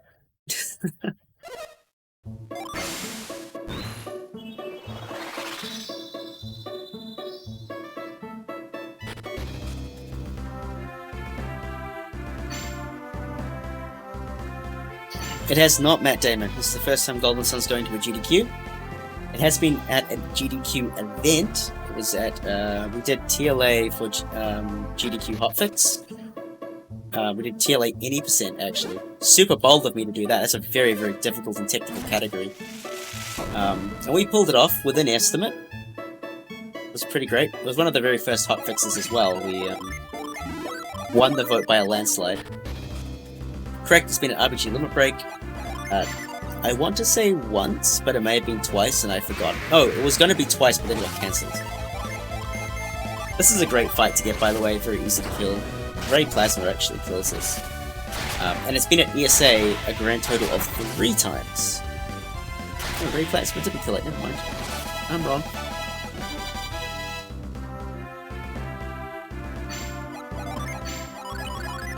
Yeah, back in the early hotfixes, it was like game versus game on Twitter. And basically, I think we were up against Splatoon or something. Then we beat Splatoon. I don't know if they do it anymore, but this is like April 2019.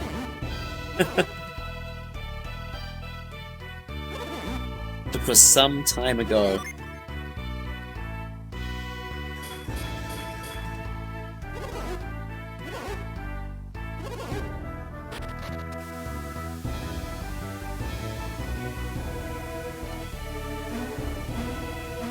So, all things considered,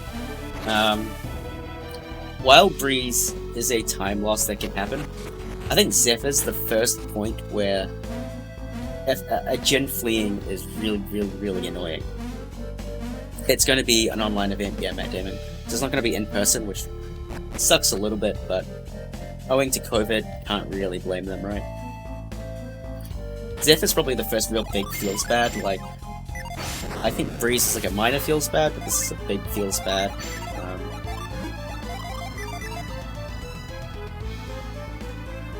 So basically, Zephyr can do two things that ruin the run. Storm Ray Ivan to kill Ivan. Flee. I have had runs where we've had Flee, Caught by Surprise, Flee, like all kinds of monsters.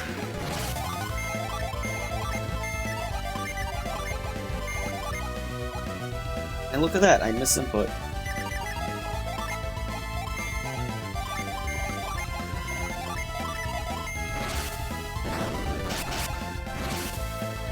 What happened there was my menu is different. Because I set Gust on Mia because I'm trying to test out Mia's agility threshold on this fight. Setting Gust actually removes Atalanta from the summon menu. And so when I go through my muscle memory, instead of Neri being one down on the menu, it's actually at the top of the menu. So I muscle memory my way through it, and then by the time I get to Ivan, Ramses has already been used by Mia, and there is a problem. So the good news is we caught it, and it didn't cost the run. Bad news is it was a pretty significant menu error. But that's okay. It happens. It's good that we caught it and corrected it.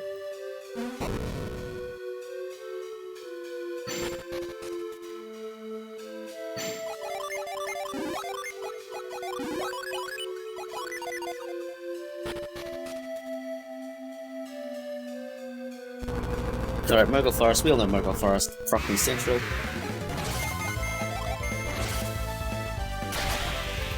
Basically, if we get a Bramble Seed, we save a little bit of time on Killer 8. Otherwise, this is a really easy split. The only thing we have to worry about is Ransack and Quartz running away. Neither of those two things are awfully likely, so we're generally okay. Although I have been seeing Killer 8 kill more runs of, not kill, but slow down runs of late, like lots of Ransack Ivans and things like that. That's an input error. I'm supposed to do Ray proc me, but I attacked with Ivan instead. But it's not the end of the world.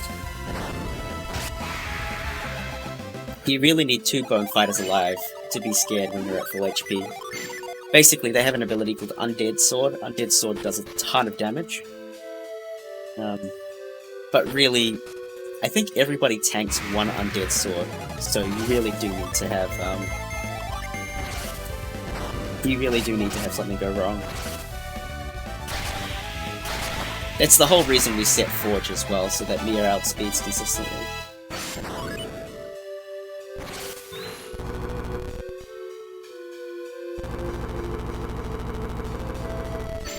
So as bad as Zephyr is, Quartz running away is even worse, because you have to resolve this puzzle, you get an extra possibly 2 encounters.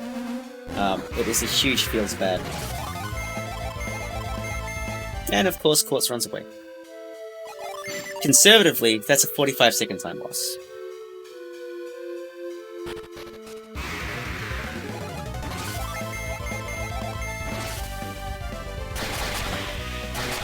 So, that's the first serious thing that has gone wrong with this run. It's one of those things where we have no agency over because Quartz is an asshole, but we do what we can.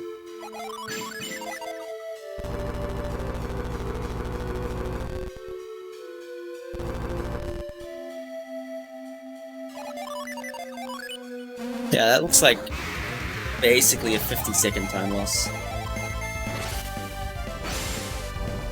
The good news is, Quartz didn't flee a second time, so all that good on Sadaros, all that beautiful minus 43.1, that's completely gone now.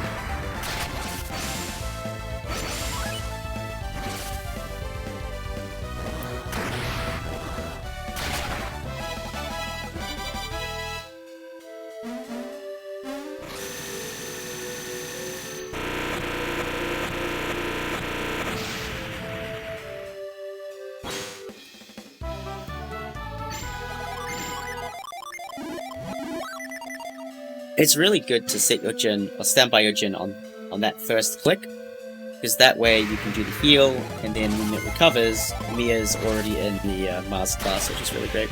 Hey, Dr. Hell, how you doing? Thank you, thank you.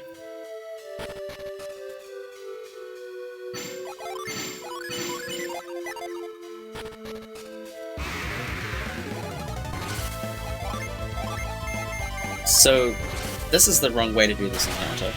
You should proc me the bats, and then prism the ghost. But that's fine. Mia apparently outspeeds. I didn't know she outsped, but should be the other way around because the bats are actually quite fast. I'm pretty well, thank you very much. Just jumping on for an impromptu stream.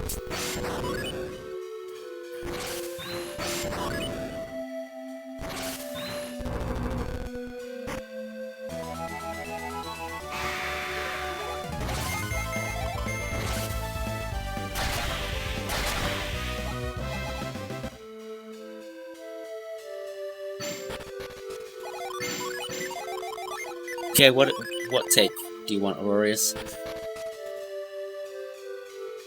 That's a lukewarm take at best.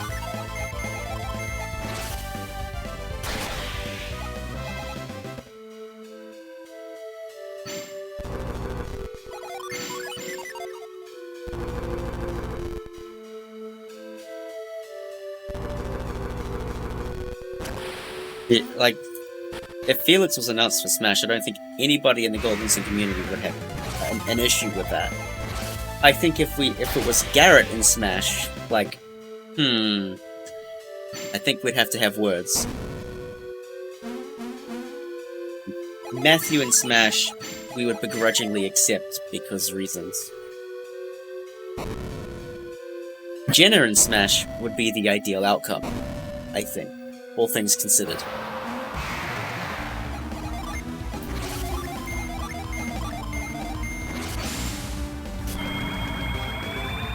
Yeah, Matt's fine, but like, that's the thing, Bowie. I don't think you'd say anything more than fine.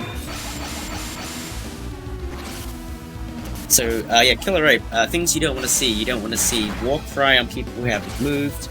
You don't want to see Bind on Garrett. You don't want to see Ransack. There's a lot of things you don't want to see in this fight, but he never uses them.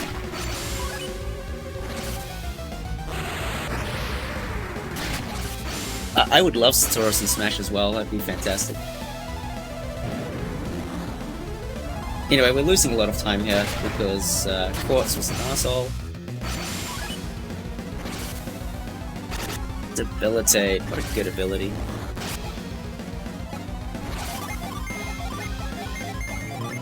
So I've started to do Tundra here. What I should be doing is I should be counting damage numbers so that I can safely use Ice, because Ice is a faster animation than Tundra. But Tundra is about 5 base power stronger, so it just removes the ability for Killer Ape to not die. Crap split. Still a crap split. Shoutouts to Quartz for ruining it. Could be a lot worse though. But now things are going to get really rough. So now we get the 8th encounter of Forged Yarn. My least favorite thing that can possibly happen.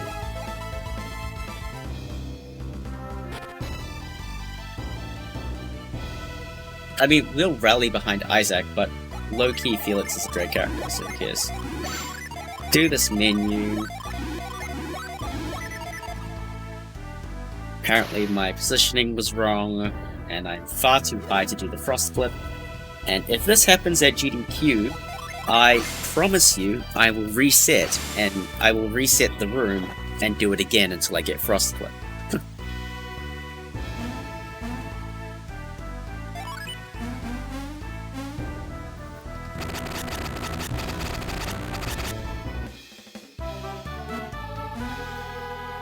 I feel like I haven't hit Frost Flip in like my last 5 runs, which is really disappointing. I need to look into it better. Which is ironic because the TLA move clips are a lot easier to hit, but the Frost one is a lot less, is a lot more generous in where it allows you to do it from.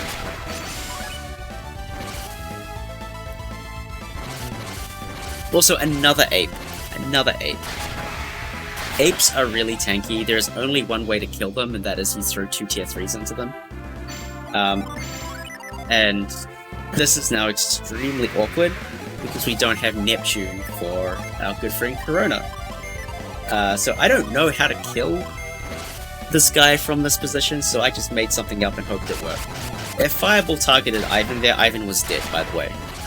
So FYI.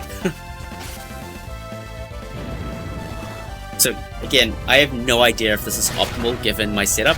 I just threw things at this damn Jin and hoped it killed it. And it did.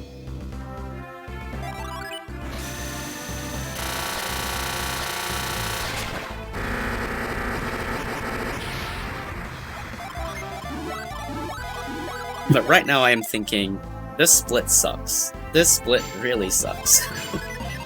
I'm gonna have to dive into the menu again, and I got an encounter. And it's a slow encounter, so I just decided to run. Funnily enough, at this point, having gone through Mogul Forest, an encounter like that, you're likely to run from it, so it's actually worth the gamble. Plus, you're just about to head into Alton, so you have a revive available. This guy is amazing. I love that guy. He always gets in the way. When will he ever not get in the way? Anyway, taking the risk there, running into Alton after Corona is usually worth it, because even if somebody dies, you just have to do this minor time loss to dive into the Sanctum and revive. It's not that big of a deal. It's the same logic I have going into the back half, or like the final stretch of Alton. It can make sense to try and flee from encounters right when you're doing the Frost, because then you can take extra damage, you can heal that off, and if you get the flee, it's just fast. So it's an interesting thought.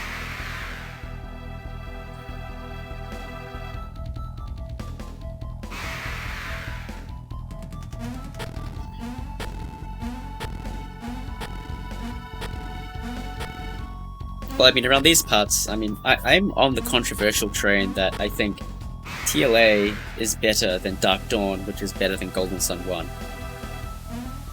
Which, that's a relatively hot take.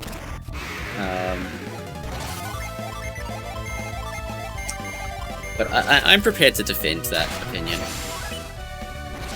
Also, 8 between Mogul and Xi'an, 8 on the way into Corona, slow Corona, encounter on the way back. That was good. Generally speaking, this is not a good sport though. Yeah, DD is good. It has its flaws. Yes, I think Dark Dawn is better than Golden Sun 1.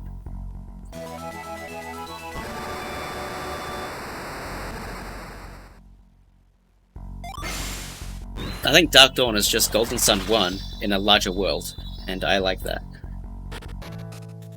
It has all the improvements of TLA, with the difficulty of Golden Sun 1.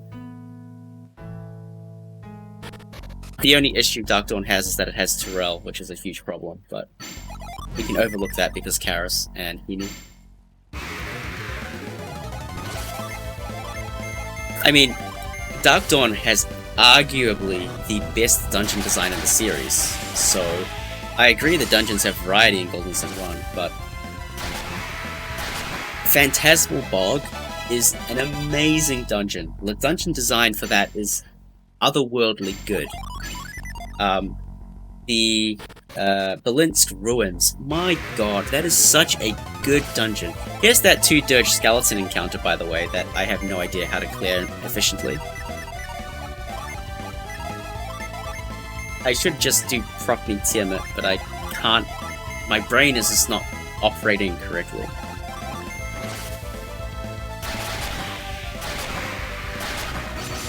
But yeah, this whole encounter was a mistake, and I hate myself for it, but this is why I know I need to look into these a lot better, and just do better. But whatever, we got through it. It wasted like 20 seconds, but who cares? Back to Dark Dawn. Synergy items are so useful in that game, it's amazing. Barai Temple is really good. I think Tiamat must be better, Bowie. It must be, but I don't know. Like, I need to look into it. I need to work these things out.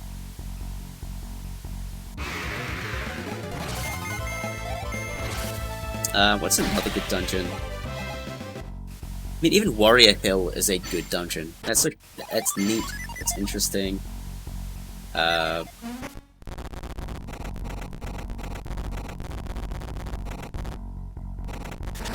Zodiac Clock is good the first time you play it.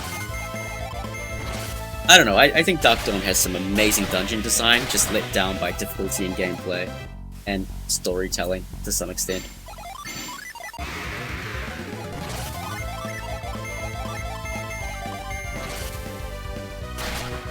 Apollo's Ascent is really good as well.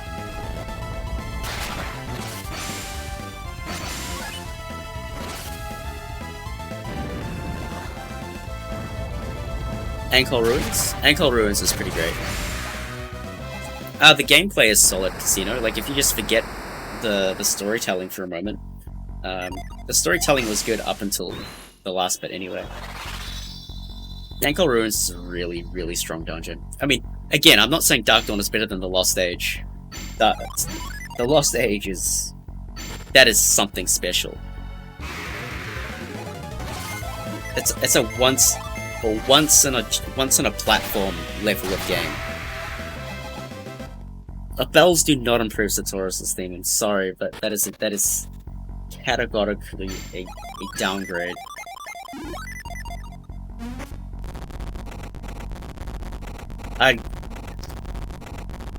We can do fisticuffs, boy, but you're in lockdown, so when that's done, fisticuffs, my friend.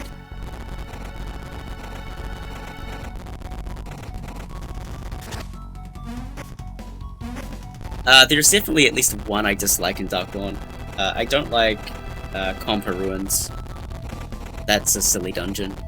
It's a very confused dungeon.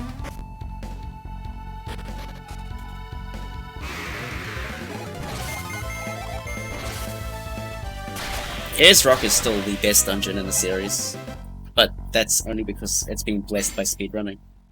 Anyway, this is a pretty ordinary Alton, by the way. There's nothing remarkable about this. I don't want to take that encounter. That encounter is ass.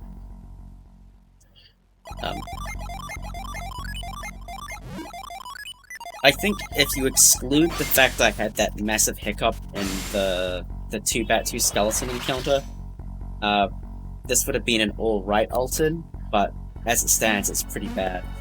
Like, I don't know. It's 450 retreat from the living statue. And I know we have different timings, Bowie, but I'm absolutely sure that that is a subpar time for your Altons. Anyway, we're actually behind world record now.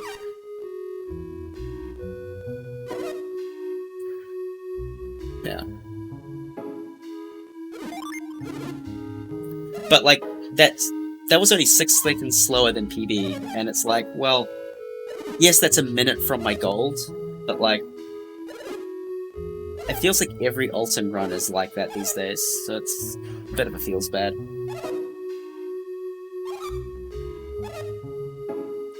And like I said, Bowie, it's not like we're doing anything different. It just, my mid-game, like, that split is just never going well for me. Yeah, this run really got hit hard there. Between Quartz, Apes, Bad Alton, yeah. But this is why the buffer is so good, right? Like, having that buffer from Starteros basically means the mid-game can be a little bit bad, but now you have to rely on the end-game to carry the run, which is not a position you want to be in, but if it happens, right? Ankle is, like, surprisingly good. Such a good dungeon. In the speedrun, it's also the perfect length. It's only like 5 minutes long. It's, like, fantastic.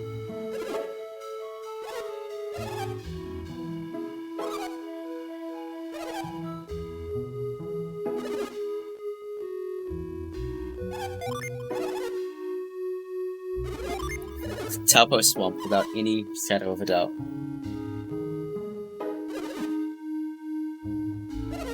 I have serious issues with that dungeon.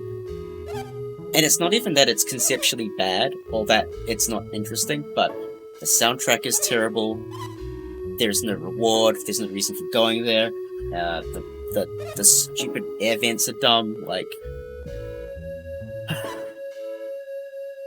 worst non-optional. Irrelevant dungeon.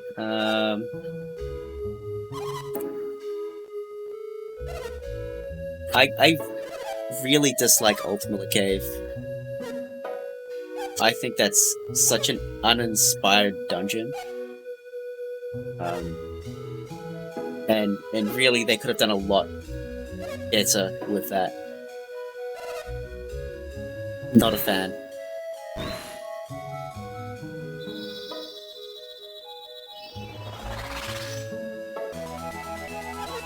Like, there's no other dungeon in the whole series that screams, I exist, more than Altmiller.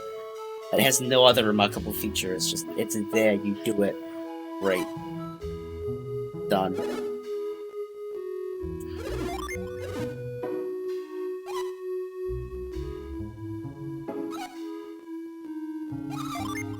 I don't know. I need some more opinions here. What are also terrible dungeons?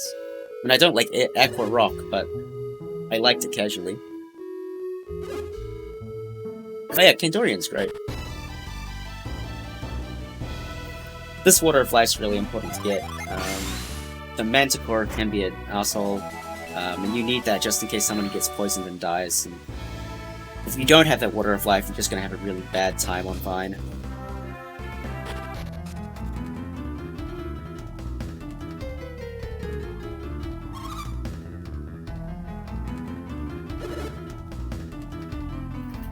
Fun fact, the only reason I take extra steps in the sand here is because it allows me to keep my any percent movement intact. Any percent wants you to take a very particular path with the sand, so...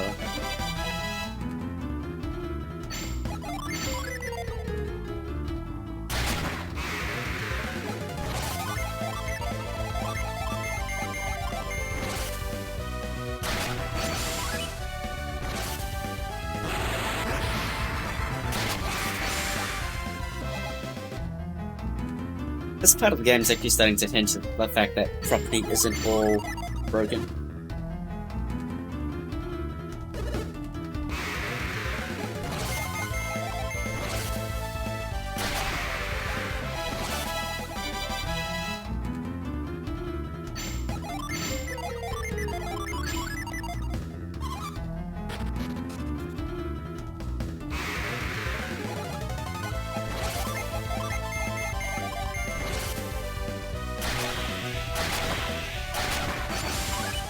I should be doing these, like, Ray properly or whatever, but this is a point where I'm like, I know this works, so I'm gonna do it, even though I know it's not necessarily faster.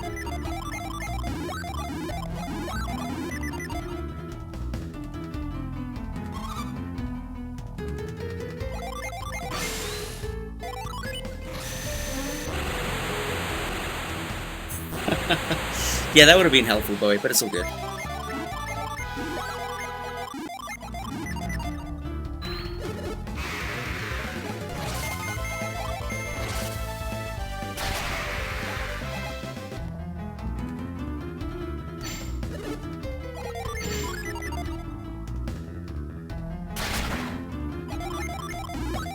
So, even though the encounters weren't great, it's a pretty good Lamakan desert, in all honesty. The encounters are pretty okay, don't need to use Thor anytime, 1 Salamander, 2 encounters that needed the synergy, not too bad. We take that.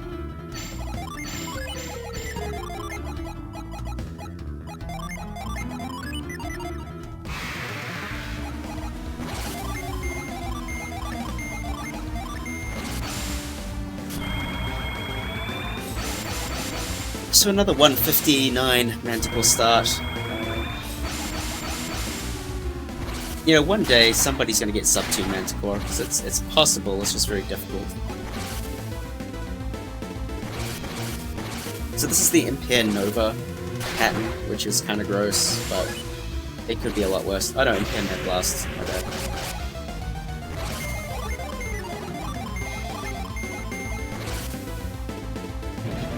My late game is absolute trash, Matt Damon. In my PvE that's I'm comparing against. It loses 2 minutes 30 in Venus 1, a minute in Tunnel Ruins, 2 minutes in Venus 2. It's all kinds of terrible. By the way, that was lucky. Isaac could have died there, but it's fine, he didn't.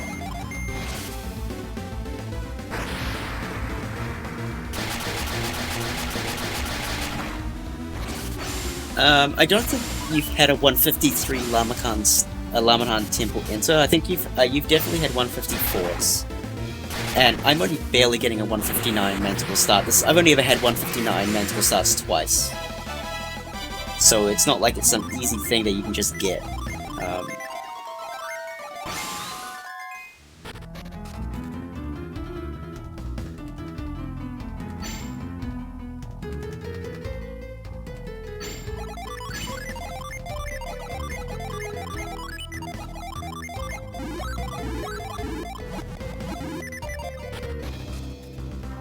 It was very close, RNG hater. You're right. And I hate this, but I'm going to keep doing it because it seems to work.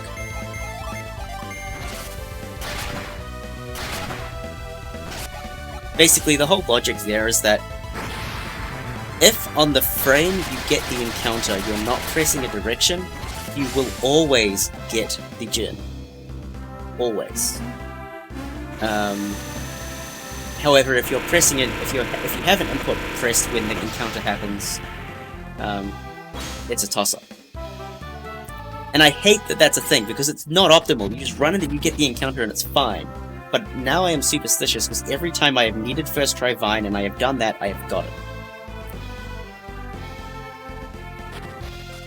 I think that was a good Lamakan and Manticore. Yeah, it was very close to gold. I think it was about where you want it to be. It could have been better, but you'll always say that about a split, right? If only XYZ had happened, or whatever. But it was good. Yeah, I mean, the only things that could have gone better was, like, the two synergy encounters and the Salamander, like, no complaints, right? It could have been better, but it was very good.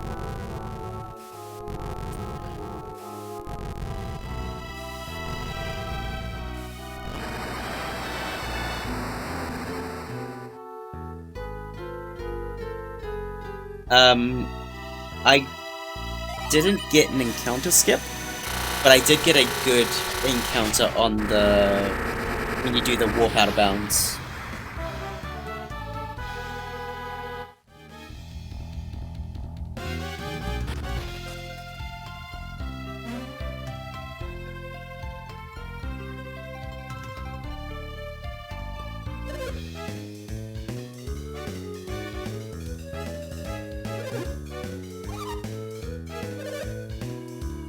I don't know then, Bowie. I don't know.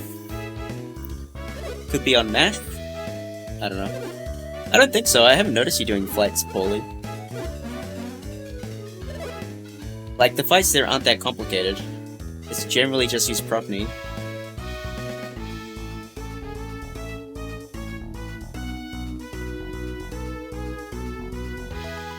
It could be. It could be.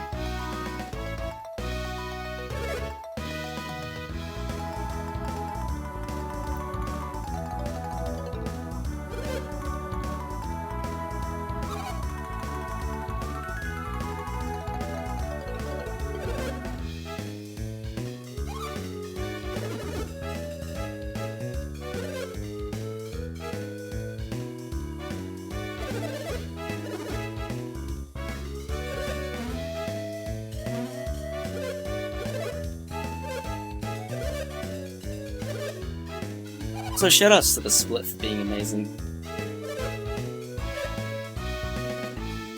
Alright, chat. Are you ready to sing it with me? Are you ready? Oh, that's man. Oh, that's man. Oh, yeah. Oldest man. I guess we can use that as the GDQ friendly version. Oldest man, oldest man. That works.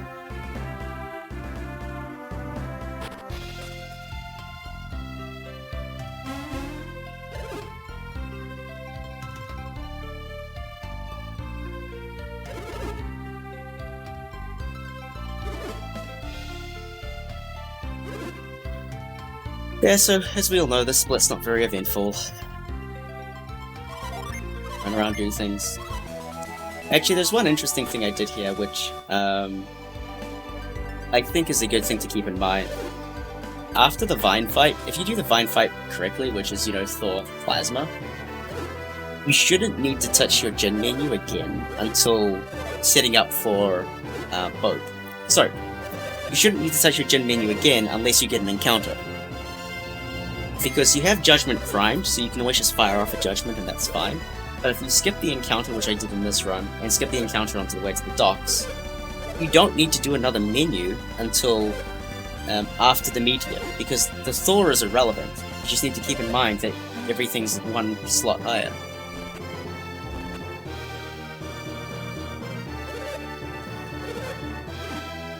So I realized that as I was doing this run, and I was like, oh yeah, I don't need to dive into the menu. That's really nice.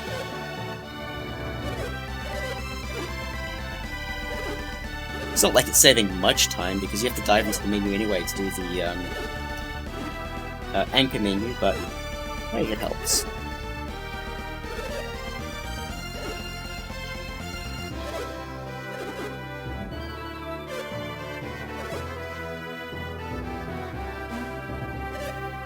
Anyway, even if you're on a pace like this, coming into Kraken, the run isn't alive yet. The run only comes alive once you're past Kraken.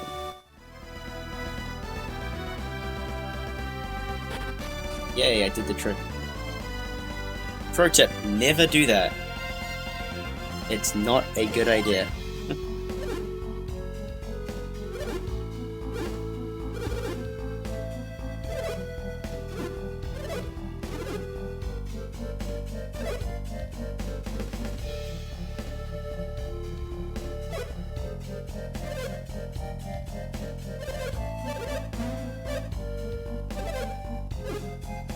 Right, while this cutscene's playing out, I think I'm gonna go to the bathroom real quick, and yeah, I'll be right back.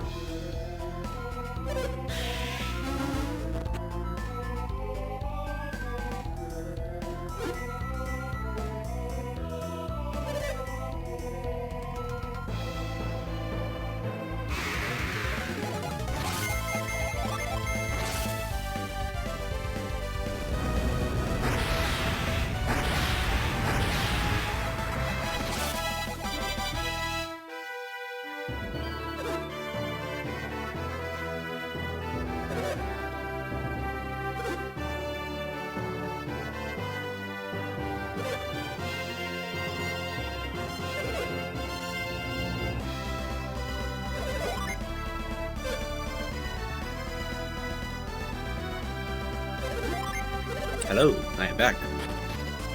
I have food. Makes me happy.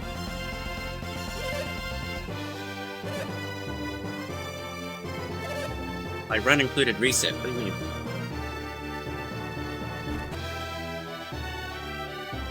Hello, Eleanor. How you doing?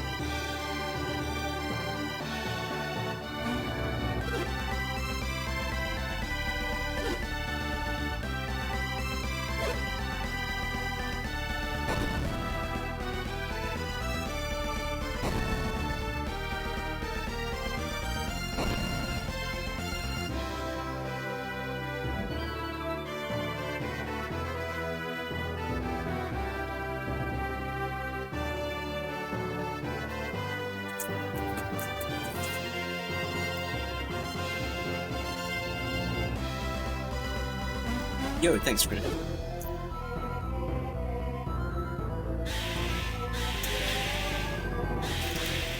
Ciprica. God damn it. Did it again. Keep reading your name as Critica.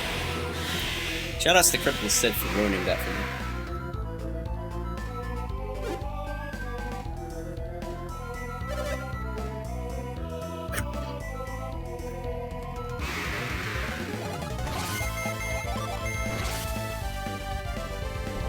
But yeah, to my much earlier point,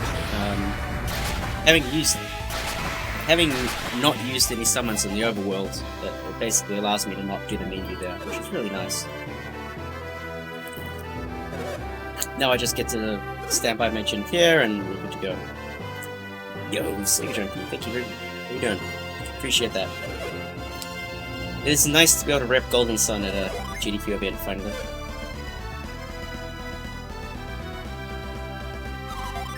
To be truthful, I did not expect it. So it is a very pleasant surprise.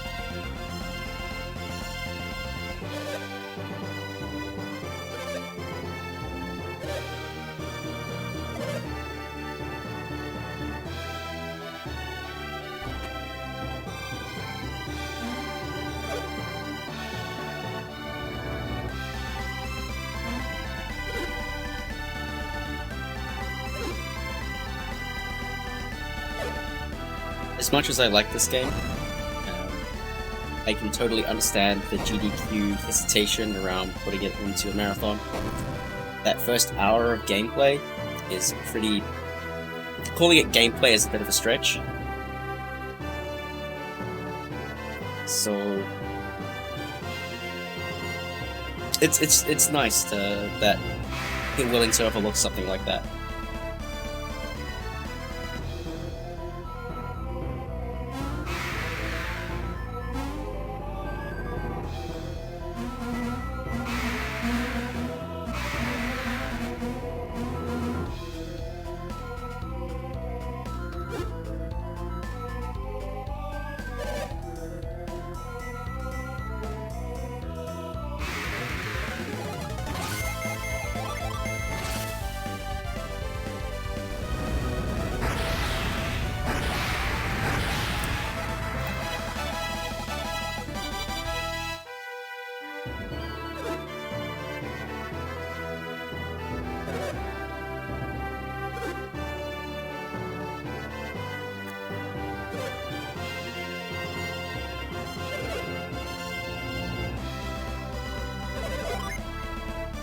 I have some thoughts. We had to go through this exercise for RPG LD, and it came up with some pretty interesting things, like a glitch exhibition, like... Also, shoutouts to Bowie for the strat where you buy the Water of Life and put it on Ivan or Garrett. That's a really good idea. It saves on menuing later on in the game. That's actually a really smart thing to do. Thinking glitch exhibition, maybe Meatless Sadaros, maybe Yeah, maybe save kill Jill. Jill is the lady who is a tree, who you can kill if you do not save her.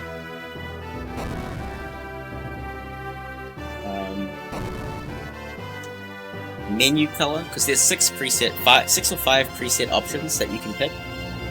And you can just have that as a running total as throughout, so whenever you get an opportunity, you change the menu to that color.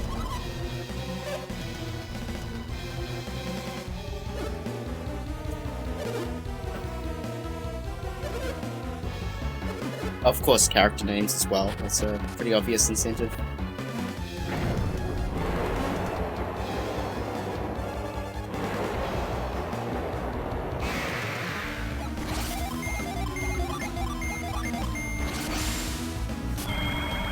Right, Kraken. 86% chance to sleep. Or inebriate in some other way.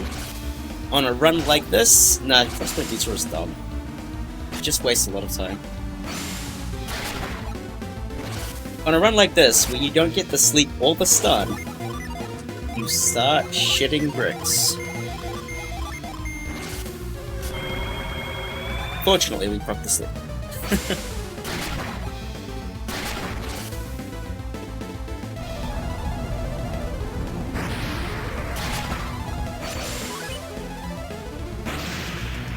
And the sleep bomb procced as well. I mean, I could do the entire category mealess, but that's just a little bit excessive.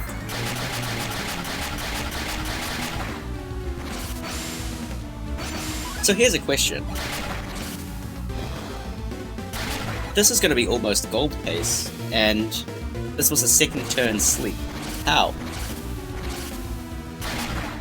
How? I don't know, man. Well, we don't get to change our action if the sleep is successful. We just have to take it.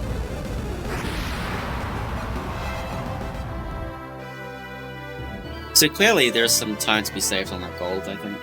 Not much, but a little bit.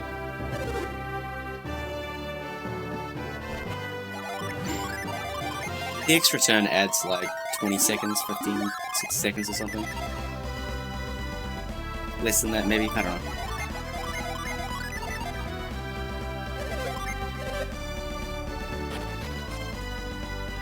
Oh yeah, Bowie, on things that you do differently that annoy me, the rowing order,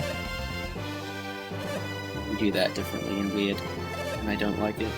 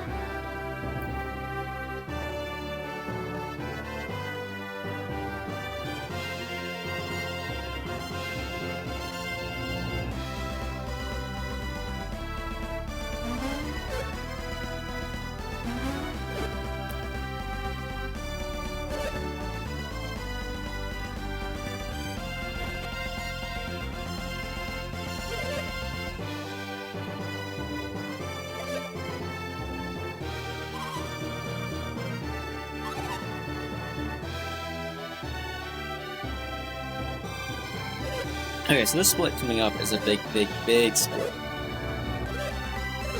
It has Hail, Ground, all of Altmiller, and the Death Wall. So this split is not very optimal, but it also means it's more realistic to achieve.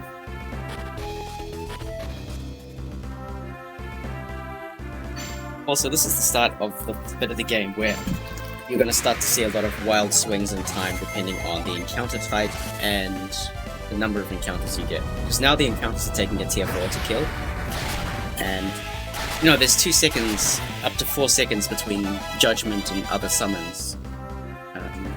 And so some of them won't even die to a tier 4, like Golem Dreadhound encounter, for instance.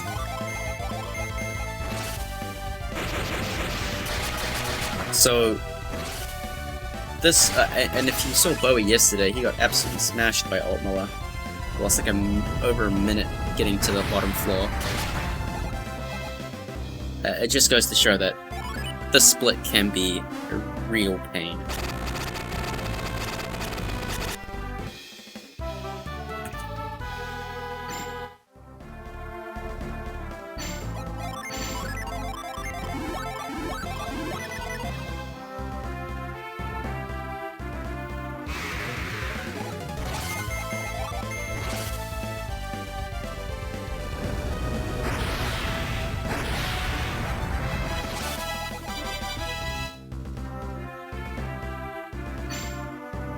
Ideally, you only get one encounter on the way to ground, but you got two. It's not the end of the world. Neptune is not optimal. It doesn't even kill. But that's just muscle memory because Tiamat is usually there. Tiamat does kill. But I didn't have all my gen on standby.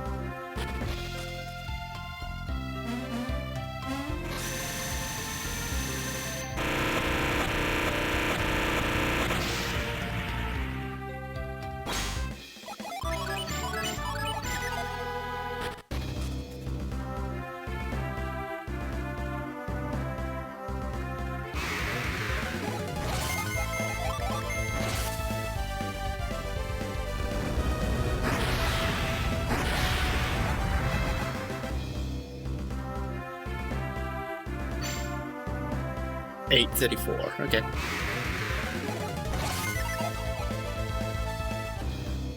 Let's see how we do.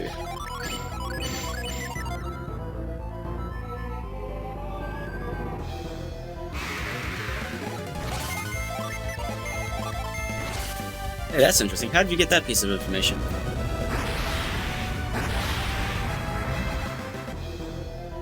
That's a very early encounter. That almost ensures that I'm not getting any encounter skip here.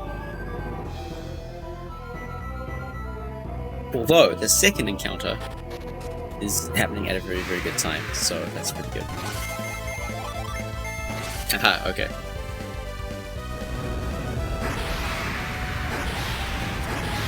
Sorry, I thought it was like your best the best run you've had, of Hail and Draft combined. Thanks, Adam. Appreciate that. Sorry, I misunderstood. Another encounter. These rats love to defend, by the way. Bowie can tell you all about them. Tell you what, now I can start telling you about them too. They're really not great, these rats. They're really, really, really not okay.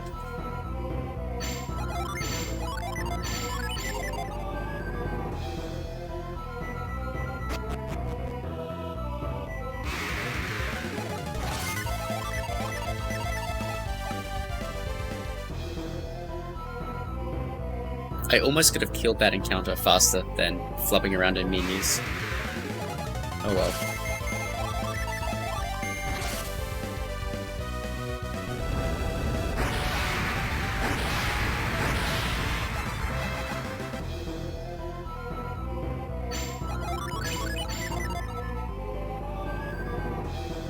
I mean, even though that rat was nasty and the overworld was kind of mean, this is not the worst Alt Miller I've ever seen. At least all the encounters have been quick. This guy here is probably the quote-unquote slowest, aside from the defending rat, so this is fine, I think.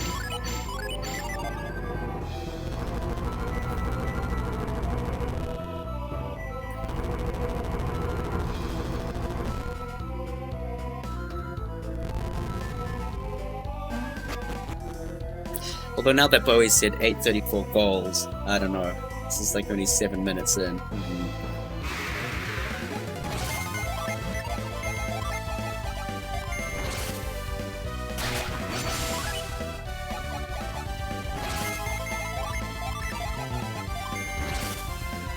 Rats, huh? Rats, huh?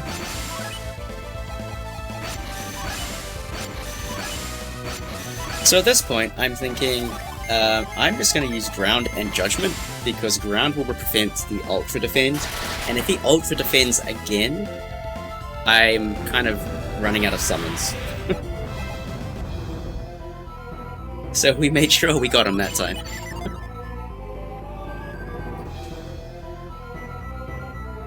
However, that did cost quite a lot of time.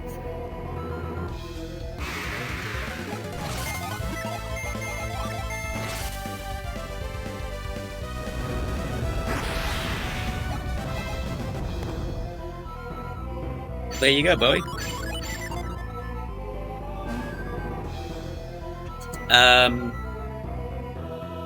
I think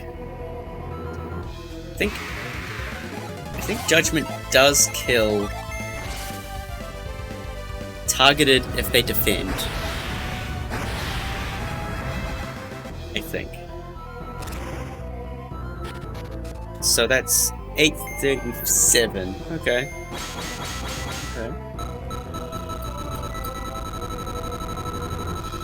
So this is going to be closer to your PB than your gold.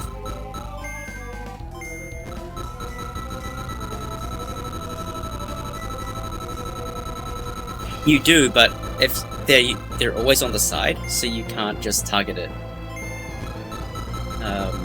So in general, it's not a good play.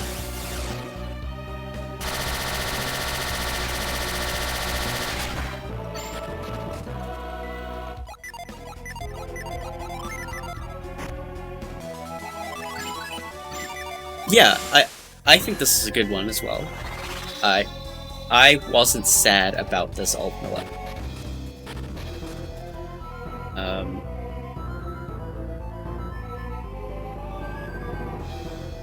And I certainly know it can go better, which is why my gold here is not great. Also, now we're going to run away and try and Death Warp.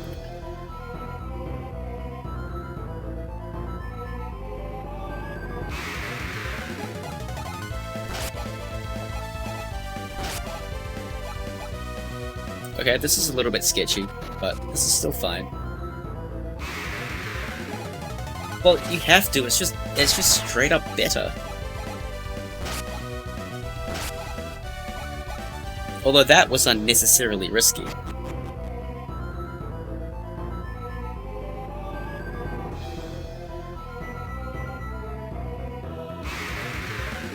And that is really unfortunate.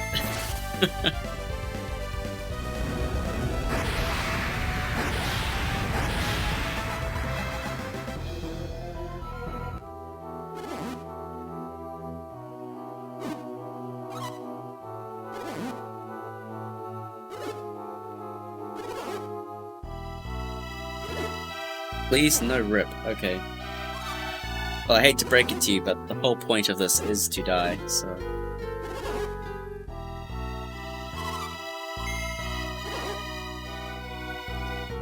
It's actually not too bad, like... I was thinking in my head while I was doing these fleas that I probably wouldn't do this at GDQ, because it's just unnecessarily risky for time save that you don't really need. So maybe I'll flee on the last encounter, for instance, but basically take fights through the last room, and then just run back, because run back's not even that slow.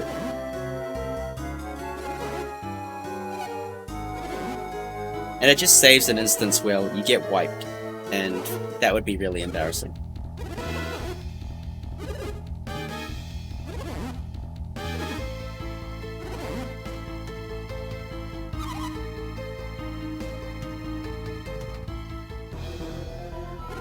So fun fact, I got the encounter in that walk to the second Barbie cutscene the other day, and I felt really sad about life at that point.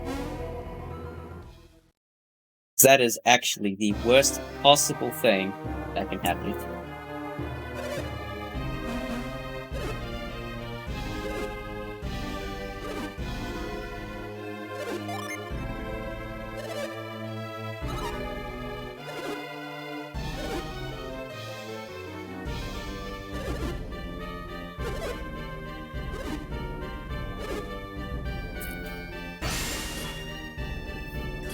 Is Barbie a good person?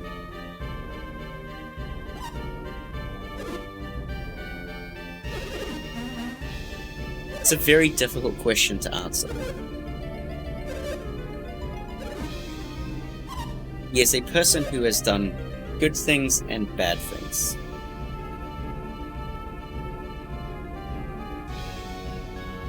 Correct.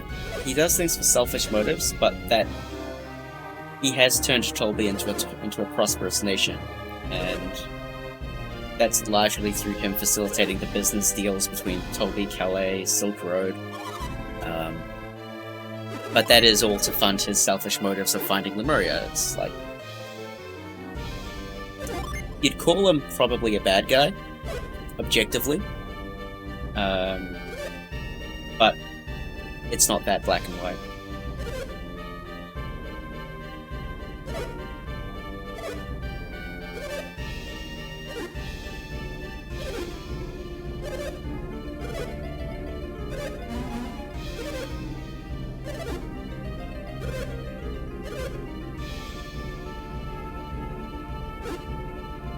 The real question is Bobby or Sadaros more of a villain? That's a tricky question to answer. In theory, all Sadaros did was he stole some objects, he kidnapped the chick, and beat up some people. In an attempt to save the world. Any other RPG, you'd call this guy a hero. How many RPGs have we played where the hero steals an object, captures a prisoner, quote-unquote, that joins the party, and knocks some people out in the process? I don't know, man. Sadaros feels like more of a good guy than Bobby to me.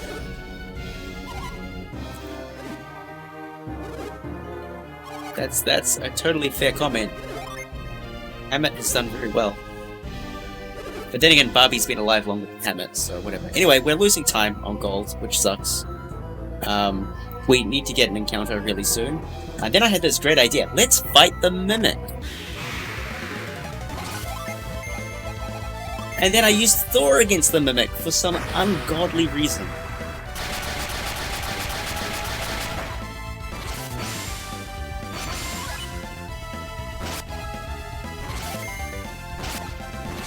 And then I learned that the Mimic has a bunch of really bad moves.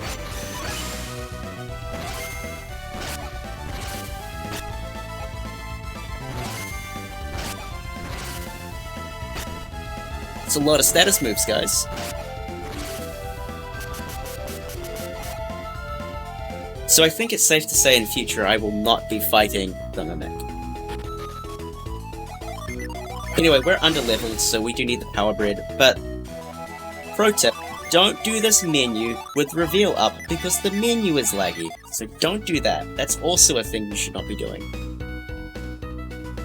Yeah, that Mimic, man, he just did not want to kill me. Like, in theory, that Mimic should be a really optimal way to die. But sleep, debilitate, curse... He's got so much status. Anyway, I think that idea is shelved in future. It would have been better to retreat, just run back.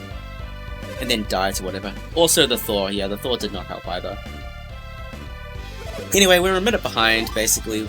And we have to do a menu that we don't usually do, because we have Jin on recovery. Because people are dead. I mean, PB being free is not necessarily close to accurate. Even though this is 50 seconds behind my old PB, 2:35 Tolby entrance is a really fucking good time. Like, Bowie can vouch here. That is insane, regardless. You don't get runs like this very often.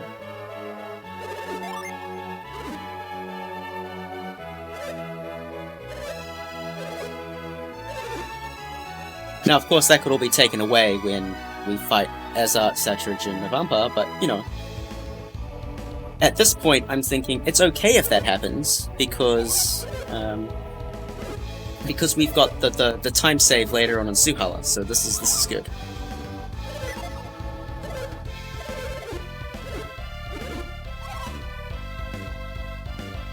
I want to stress that I'm not used to doing this menu.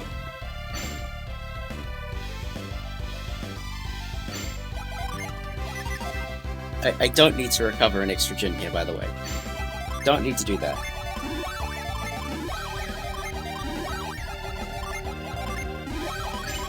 Oh, you think nuts?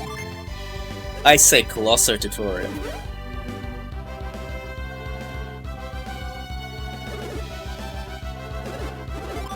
Fortunately, that tutorial is really short.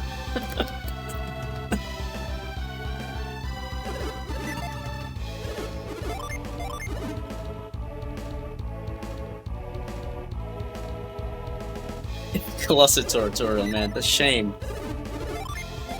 This run has some things happen though. This run has some serious things happen.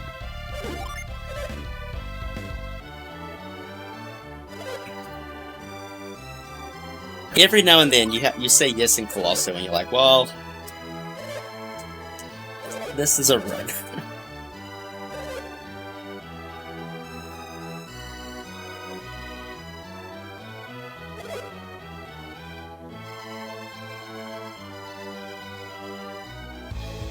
I mean, despite all of this is not going to be easy to beat.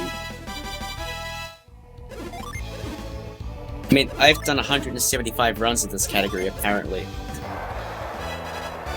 And I don't see times like this very often. They're usually a good minute, 2 minutes slower than this.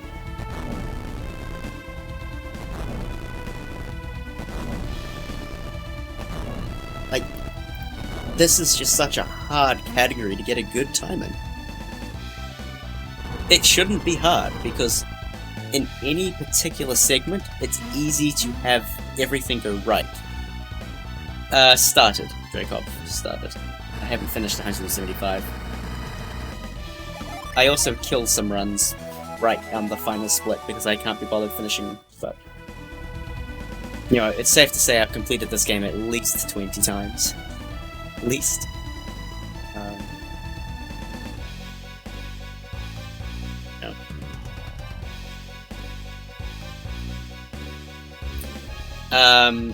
My advice is add the split on Colosso area entrance. Because if I could redo my splits, that's what I would do. I may still do that. But basically, yeah, into Nutlosso, yeah. Also, nice dodge. Nice defend.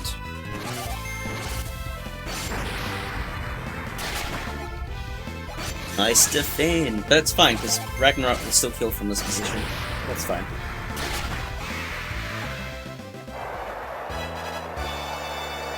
All things considered, that's not too bad, because he didn't do anything, so it doesn't actually lose that much time.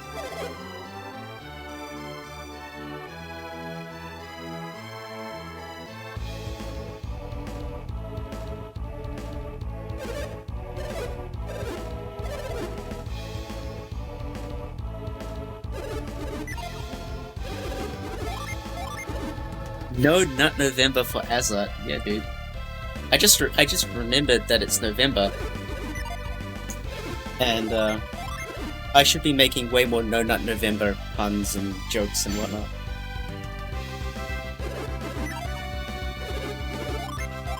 Yeah, about 500. Less, even. 450? Oh. It takes Judgment, Ragnarok, Attack. I could, but I have integrity. Yeah, so I will mention the fact that I could and then pass.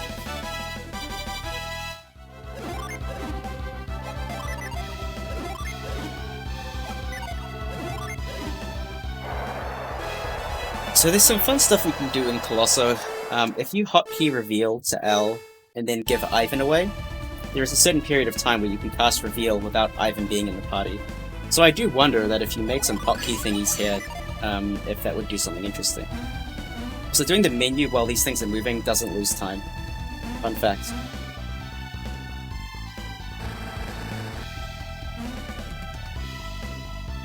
Doing it anywhere else does lose time.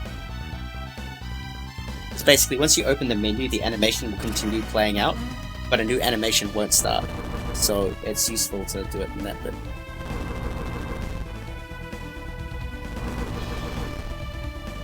Yeah, it's really nice. I think me and Blue independently realized it at the same time.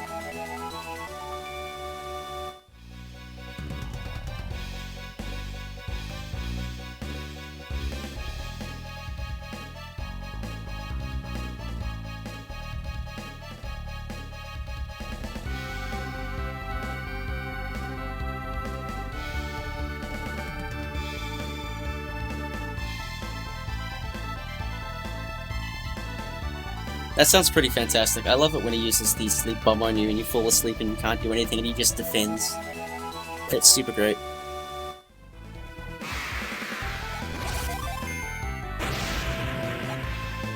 Even though you're slower than Satridge on the first 2 turns of this fight, once you get the next recovery, you outspeed, so you shouldn't be worried. Also, opening Smoke Bomb is both good and bad. It means nuts are now in play, but it also means you don't take damage.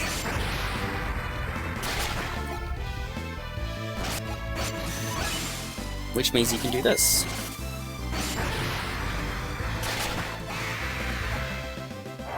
The perfect Satridge fight.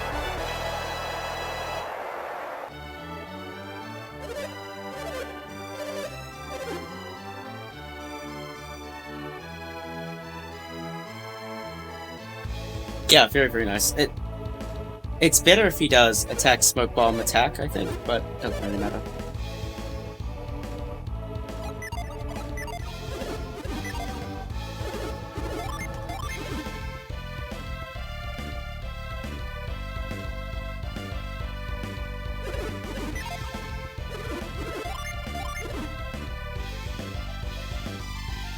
That was some pretty trash tier positioning, but that's fine.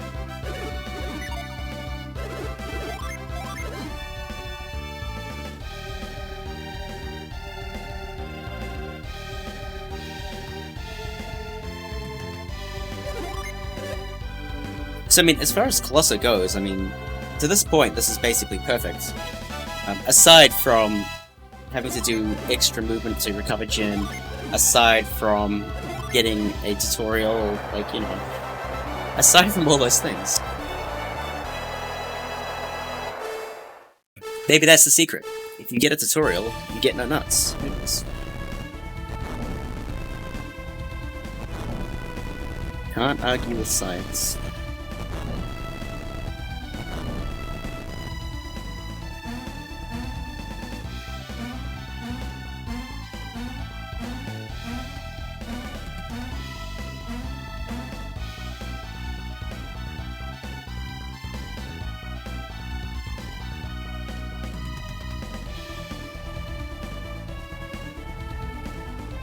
A swaggy instant climb. Very important on a round like this. You gotta get instant climb.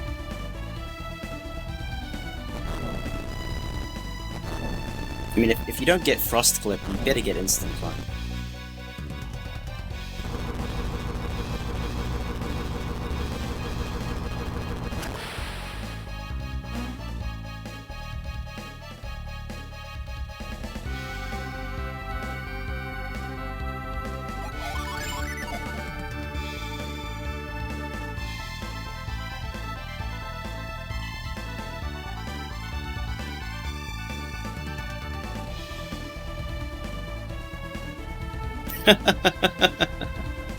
I know, I saw that yesterday, Bowie, and I was like, damn. Dude's on tilt after that Satridge with the double nut.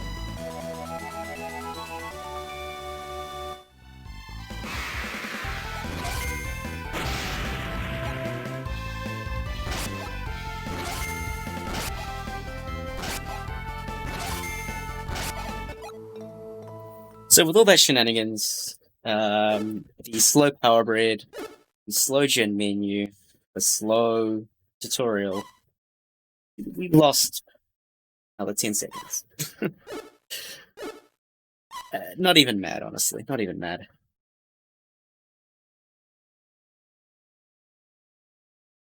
So this here is another beast of a split coming up. Yeah, I mean, it's very good. Very, very good.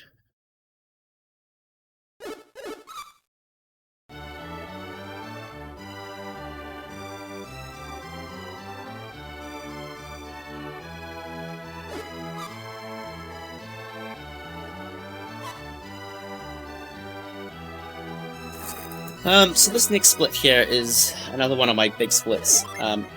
I split... My next split basically covers Suhala, Suhala Gate, and the Overworlds. The only reason I do this is because I don't like splitting leaving Suhala Desert. Because I feel like I'm compromising my ability to play by splitting at a really awkward time. So because of that, I bundle these two things together, and it ends up being this colossal behemoth of a split. In my previous PD, this split went absolutely tragically. We got one or two, like the Suhala portion was fine, like we got one or two encounters more, but it wasn't the end of the world, it was fine. Then Suhala Gate happened. 3 encounters in Suhala Gate, which is terrible RNG, and I got an encounter in Venus 1. How do you even get encounters in Venus 1? You get them if you don't keep reveal up. Correct, Bowie, correct. The 236 time save is pretty hot. It's why I felt good about a lot of runs coming here, because it's like I know how much time save there is to be made in the end game. So, in my opinion, the end game is after this cutscene through to final fights. The mid game is basically, I guess the mid game's kind of got 2 portions to it. It's basically after Satridge through to Kraken, and then Old Miller kind of lives as that second part of the mid game, somewhere in between. Like Colosso, Old Miller are kind of weird. They kind of tacked on as a extra. And early gamed everything up into Sadaros. Anyway, my end game here has really, really bad times. Basically, consistently bad RNG throughout, consistently bad encounters throughout, misplays everywhere, just a real horrific, shocking split that brought dishonor to my family from beyond the grave. Yeah. But that's okay, because that was that run, and we always have the opportunity to correct these things in another run. So...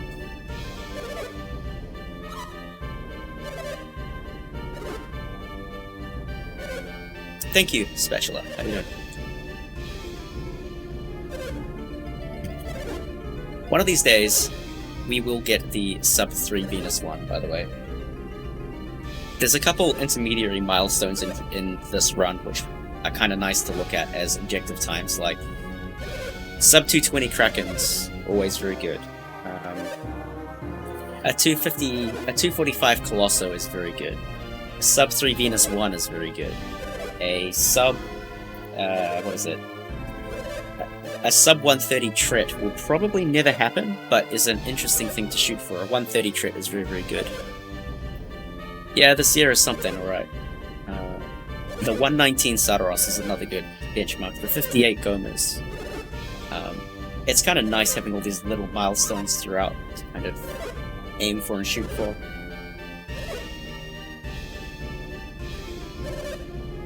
I think my best Venus 1 is like a 301. I think.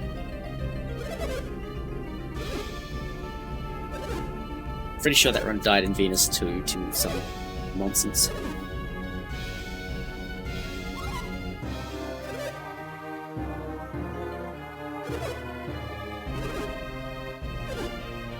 Well, Isaac doesn't have a cape either, he has a scarf, so... Yeah, he technically has a robe, you're right.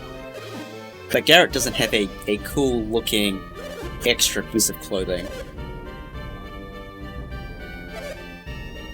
Like, I think that's a pretty good quantifier, actually. Garrett has no extra cool piece of clothing. He's got gloves. Who cares? Isaac's got a scarf. Mia's got the cape. Ivan's got the cape. Sorry, Mia's got the robe. Jenna has a cape. Sheba has a cape. Felix has a scarf, cape thingy that changes color. Piers has a manly bandana.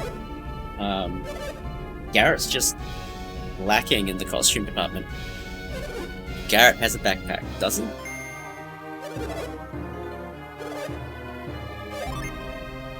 Maybe he does.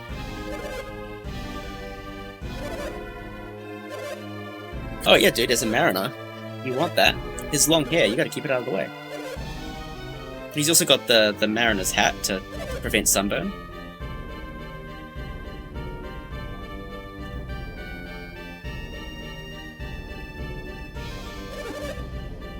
Garrett is just Dragon Ball Z without the Dragon Ball. He's just Z.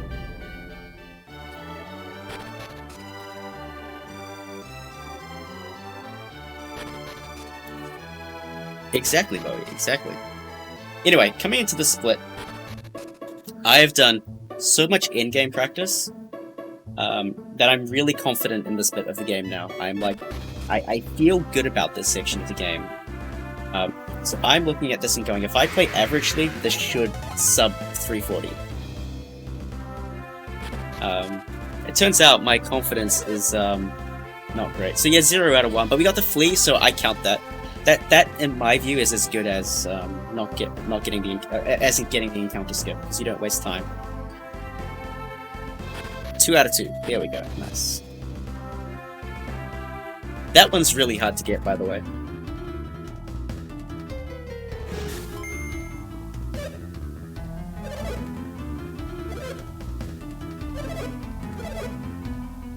Three out of 3.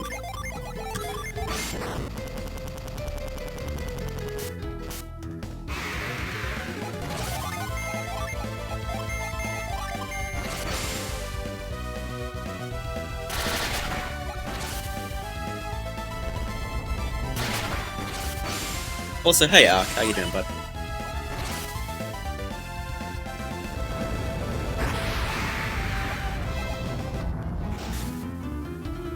This one here is kind of tricky to get. I feel like must be like 40% to get. Because you usually get an encounter, but you can get it. 4 out of 4. Thank you, thank you.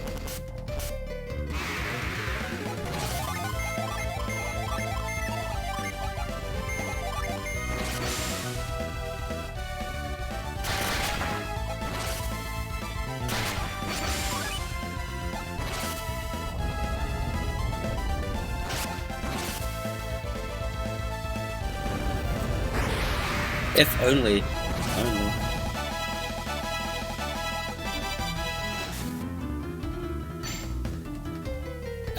You can't do Suhala Gate Retreat Glitch in this category.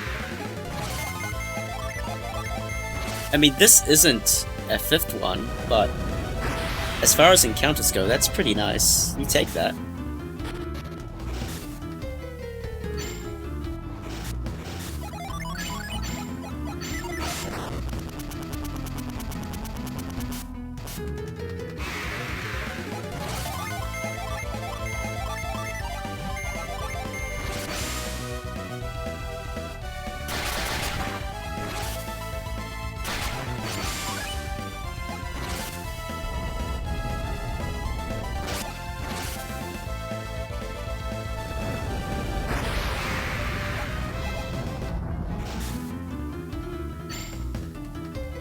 There is a decent argument to put around on Garrett and put Garrett in slot 1 for this stuff. But I can't be bothered learning that. But it would give slightly more optimal outcomes, save some manually menus and stuff. But yeah, I don't know how I feel about it. It's certainly an option. Yes, this one here is also very difficult, as Bo points out. You need 2 great rates instead of 1. All the other ones just require 1 good rate.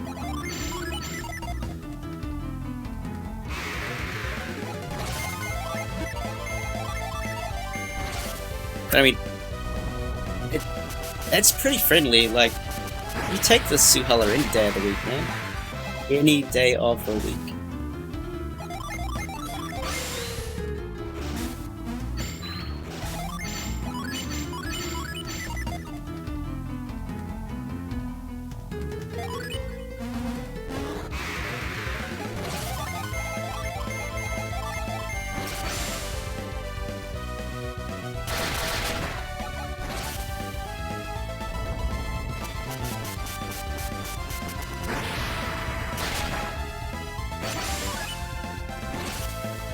Yeah, the exit is also really scary because you can get 3 encounters, you can get 1 encounter. I'm sure you can get 4 encounters, but I've never personally seen it.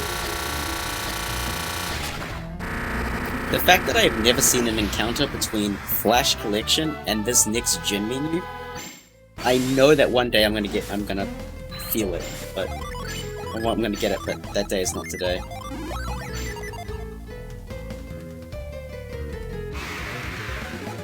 So yeah, this doesn't bode well for the skip. Also, Judgment is not the right summon to use here. You should use Media Boreas or Thor.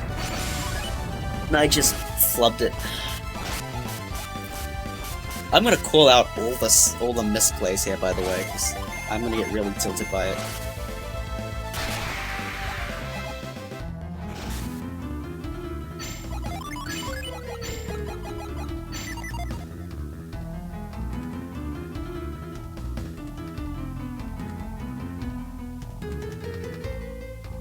So as Boy was saying, it's either ridiculously good or ridiculously bad. That is ridiculously good.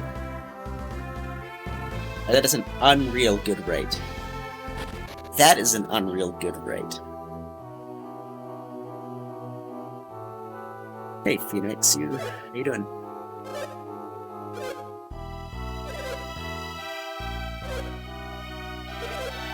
That is a bangin' Suhala time.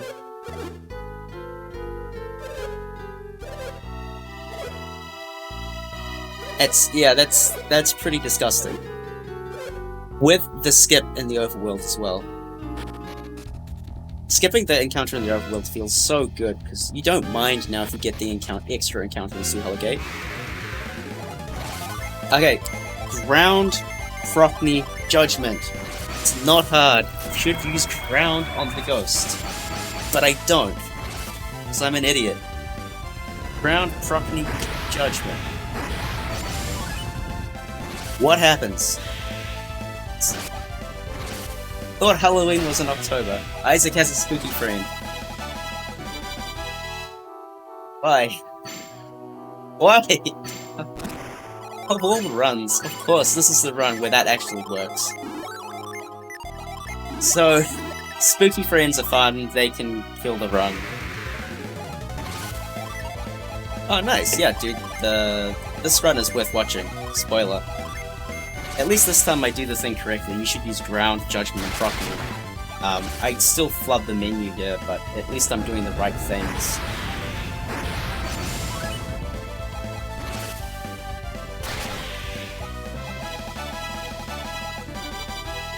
Anyway, the fact that we got the encounter skip is really valuable, because then that's actually okay. But yeah, whatever. Now we need to have happiness to not get the encounter in Venus 1, which is not difficult, provided we keep reveal up.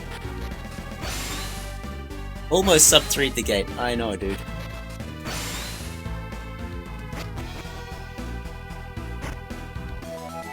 I should have been sub 3 but I freaking let myself get haunted.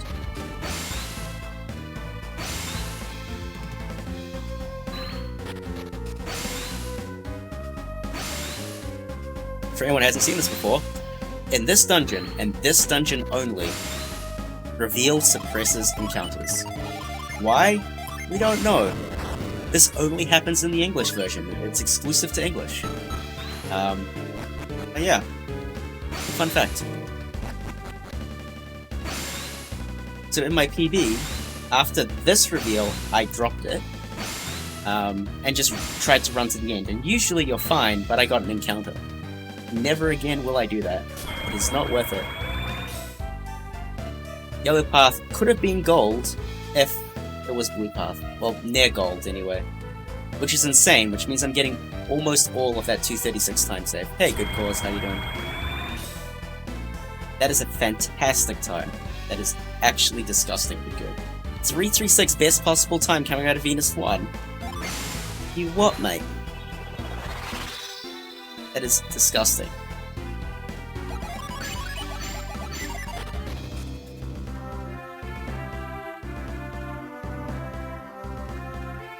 Yeah, I'm really going to enjoy running against that in the future. I'm running from this encounter because I don't care if people die, because I get to do something that I have never done in a long time. That is, I'm going to go to the Sanctum. and heal off the haunt. I am going to be silent when I get into the sanctum so you can enjoy the sound effect of being relieved of haunt. Yes, that is a huge time save because my PB completely buffed it. Mostly because Isaac already has a Venus Djinn on him. I am thinking that maybe Ground on Garrett makes sense, but it's something I'm considering. But yeah.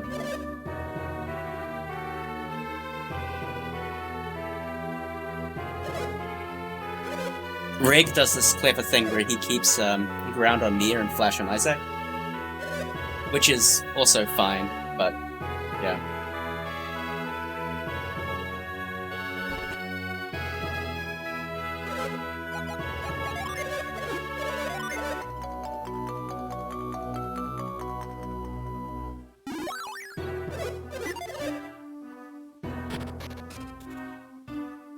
Spooky. Yeah, I was surprised when I heard that, because I don't remember what that sound effect is.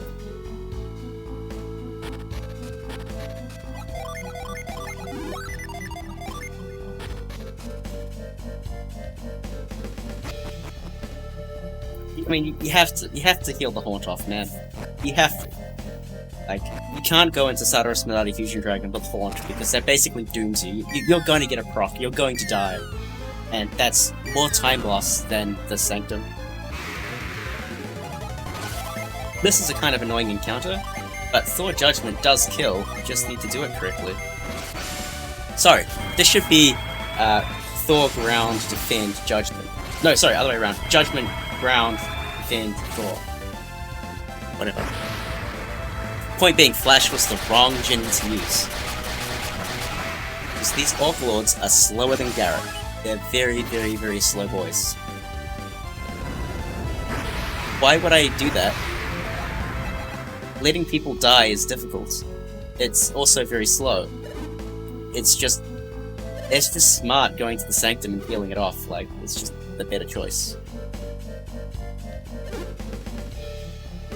I have 3 Waters of Life, right? I have to... I could need all of them for Fusion Dragon. For Minati. Minati Death Size someone. I need them all. Hello, Conreaver. How you doing? But yeah, this is a pretty disgusting time. Even though we had to go unhaunt somebody, which is entertaining. This is still a very, very, very good time. And we got a very late encounter, so we're favoured to get the encounter skip here. And the encounter skip here is fantastic. It saves a good chunk of time. This best possible time is probably never, ever being achieved. The best possible time was achieved with everything going good, and an attacks first and Tunnel Ruins. So, unless we get attacks first, we're not beating that, ever. Realistically, there's about 30 seconds to save here.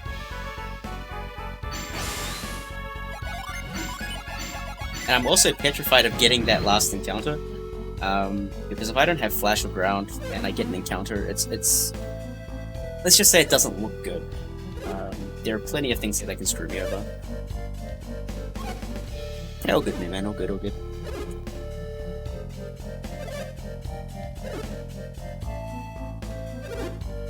It's just one of those things that, it's like getting haunted in Suhala Gate. Like, put your hands up if that's ever happened to you before. Like, it's just a situation that doesn't come up all that often, and I don't know how people would react to that. Congrats! 80th time, good stuff. You've had it happen, Bowie, that's interesting. On Isaac?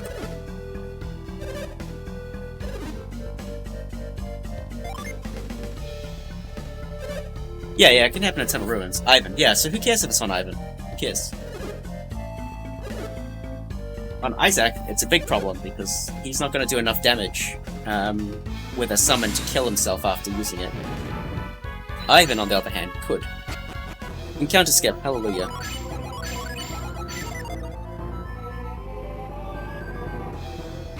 But, first room encounter, scary stuff. Flash is incorrect. This should be Ground, Proc Me, Defend, Judgment. That's okay. Flash works.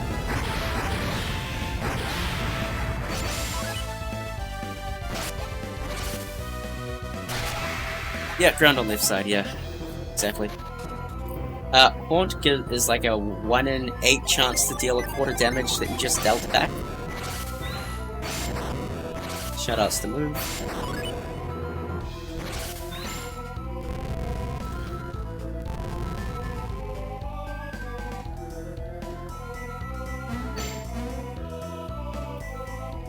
Yeah, this is the first time I've ever had Isaac haunted in a run before Fusion Dragon. Well, before Sadaros Minari.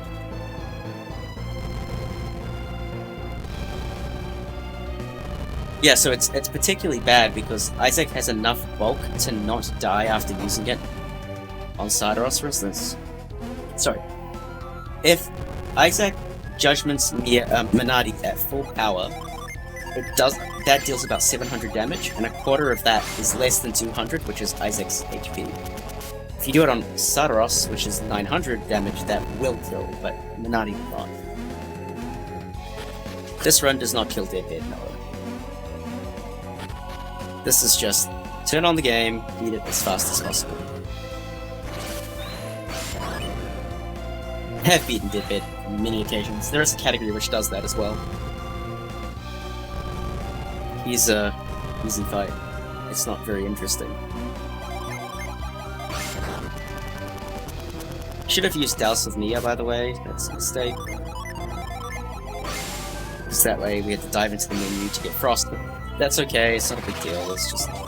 That's what I'm telling myself at this point as well. I'm thinking, it's fine, like, who cares? It's like a second time loss. It doesn't matter, the pace here is so good.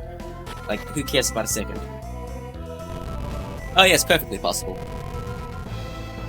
You'll see how we defeat Sadaros and Minati and Fusion Dragon, and you just copy the same strategy and it works against Deadhead. It's really, really straightforward. Like I said, we should not expect to beat this split because of the attacks first thing, but we're looking to save about 30 seconds. However, we did get the encounter in the first room really early on. There is a non-zero chance that we get a second encounter on the way up to Venus 2. It's super, super, super unlikely, but it can happen. Correct. The strat that we use against Sadaros Minati even works against Star Magician, even if it takes a very long time. This game is a really, really good speedrun. It's really fun. As you can see, we're at this point in the game in just 3 hours, which for many people is kind of mind-blowing, and myself included. Being at this point in the game at 3:10 is mind-blowing, but that's because I know how hard this time, or good this time is. No second encounter, we're good.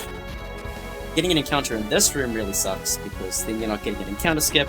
No encounter, that's fantastic. We are set up for a decent Venus 2. My gold here is really unoptimized because I reset my splits here because I'm splitting on Final Battle instead of Berry. So that deleted my gold split here. I think there's about 90 seconds to save on gold here. That 90 seconds includes things like good encounters and attacks first and stuff. Getting this first encounter and this encounter of all things early is, at this point, is really good. This is another encounter where I should have used Drowned on the Spider, and then Proc-Me Spider, Judgment the middle head. No, me neither. This category has gotten really speedy, really optimized. So like I said, this is a point where I actually do know how to beat all these encounters optimally. It's just that in the moment, I'm doing things that I know are going to work, even if they don't happen to be optimal.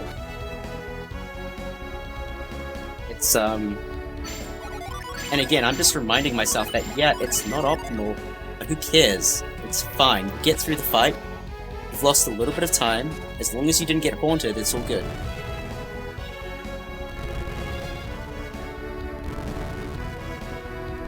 Oh yeah, like Venus 2 is just a minor skip, right? Like, you just skip the first third of the dungeon, I think. So you still do about 66% of it, which is pretty good. I mean, there's a hypothetical skip from Barbie Lighthouse through to the end of Tunnel Ruins, if only we could get through a wall. There's one wall where if you can get through that wall, you're out of bounds, and there's a door that goes straight to the end of Tunnel Ruins. This is a fantastic encounter to get, by the way. Any time you can clear a fight with one summon, just you praise the wise one, because that is unreal lucky. Usually it takes 2 summons to clear anything.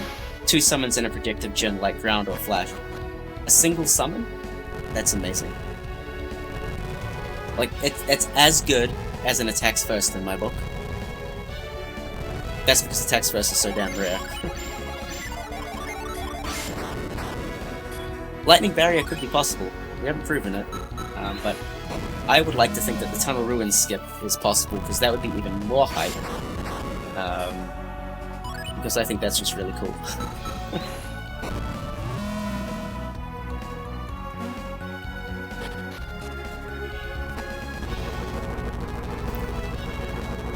Me too, Ark, me too.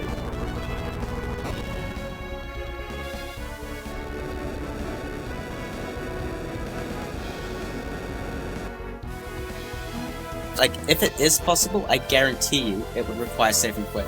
So, whatever. This encounter is not so great.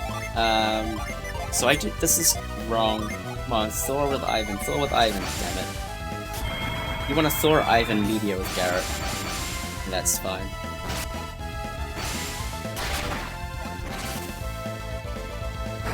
I don't know why I did Thor with Isaac. Just, I don't know.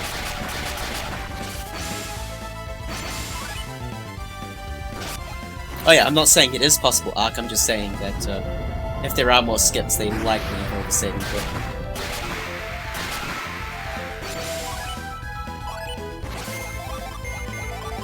Unfortunately, these Griffins outspeed Ivan, so we have to use ground, which adds extra time, but whatever.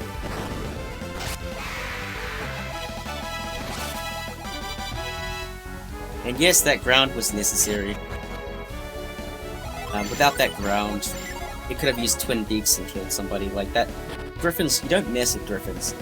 They're fast, they hit really, really hard. Yes. Correct, Rick. Correct. I did not do that encounter correctly. Not using Thor was a problem.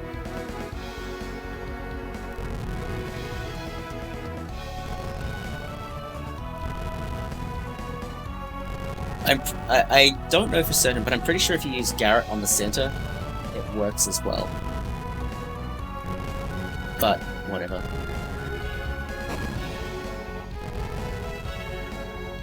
I didn't do any part of that fight optimally, so whatever. We forget that.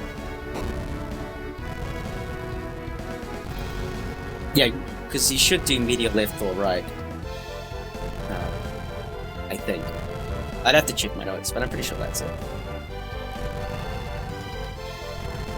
Well, the Griffins are always going to get their attacks in.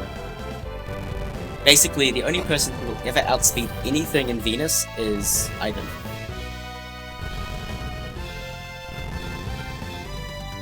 I don't know, man. I see a lot of people use move there. I'm pretty sure what I do is optimal. I'm sure I've timed it out. I'm pretty sure that's optimal. Now, Rig may come in here and tell me I'm wrong, but when I timed it, I'm pretty sure pushing is faster than move. Single Griffin caught by surprise into bind. Holy shit, am I lucky. Holy shit, am I a lucky person.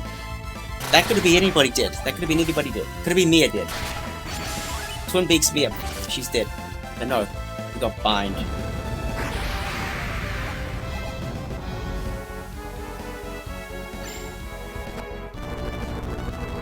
I'm pretty sure it isn't. I'm pretty sure I timed that. Could be wrong, but I'm pretty sure I timed that.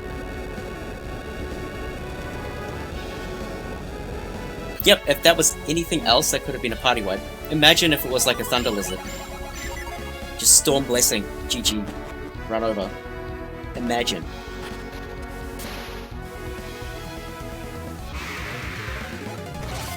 This encounter is actually okay. Because you don't need to use ground or flash or anything. And this is actually on track to be a very, very good Venus time. Like, not very, very good, but good, right? This could be 730 Venus.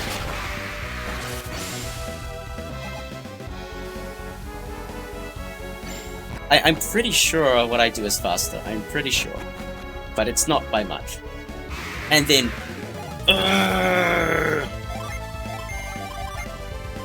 no Jin, final steps encounter.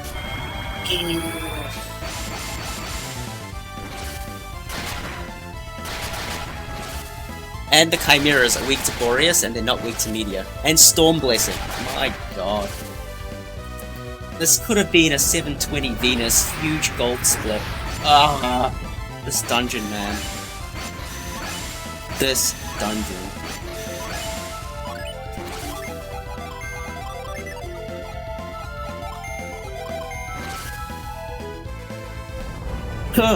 Man, this encounter is something else. Instead, it's like a 755, 8, I don't know. I split here, so it's an 8. But 8 flat Venus is not gold pace. Even though my gold here is terrible, like that last encounter just came too soon. Just came a little bit too soon.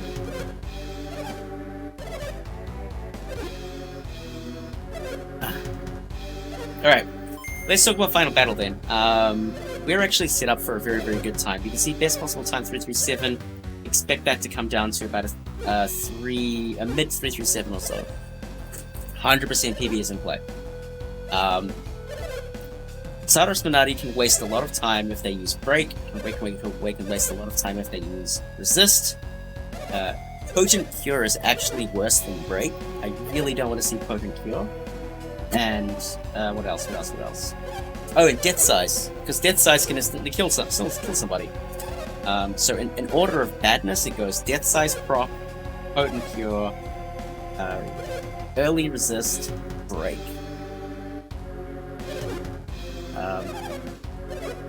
Anyway, I did some math. There is a 90% chance that they do something bad. Anything bad, that is. Any of the things I just listed, if they do any of that, 90% chance of happening. So, in theory, 1 in 10 runs will have a perfect Sadaros Minati. My PB has a perfect Sadaros Minati. And I also completely flubbed this menu because my brain couldn't work properly. Because this pace, I was not strong enough to handle this pace. That's a pretty horrific menu. That's okay, though.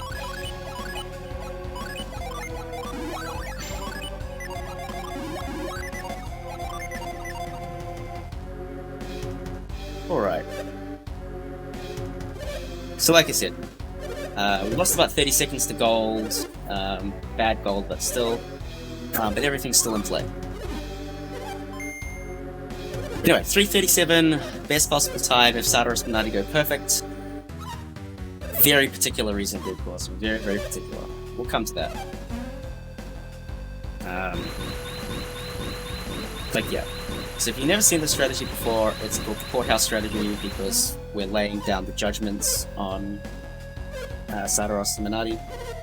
Basically, we've got our Jin configured in such a way that we can use judgment every second turn, while maximizing safety and healing and stuff. So the way it works is that we use Vine, Granite Ground, and Judgment on one turn, and on the other turn we use Wish, Venus, Jin, Flash, Mars. And we just keep repeating those 2 turns over and over and over again until we win. The reason why I have Quartz started instead of Flint is because I am now of the opinion, kind of spurred by Bowie's thoughts, that if you end on Flint, you can have a faster Fusion Dragon. It cuts a turn of Fusion Dragon. I think cutting a turn of Fusion Dragon is really valuable. So, by having it done this way, I am constructing the fight in such a way that I can kill...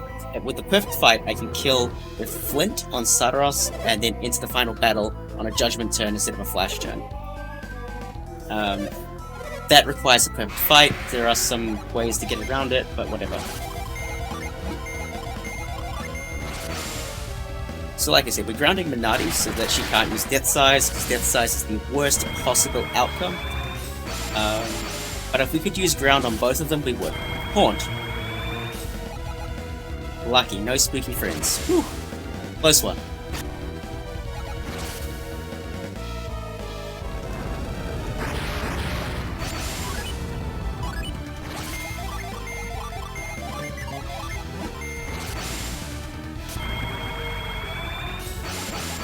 So yeah, for the guy who hasn't seen speedruns before, this strategy here works against pretty much all bosses. In particular, it works against Deadbeard, who is weak to Venus. So this just works. Also, that's a break. Goodbye, perfect fight.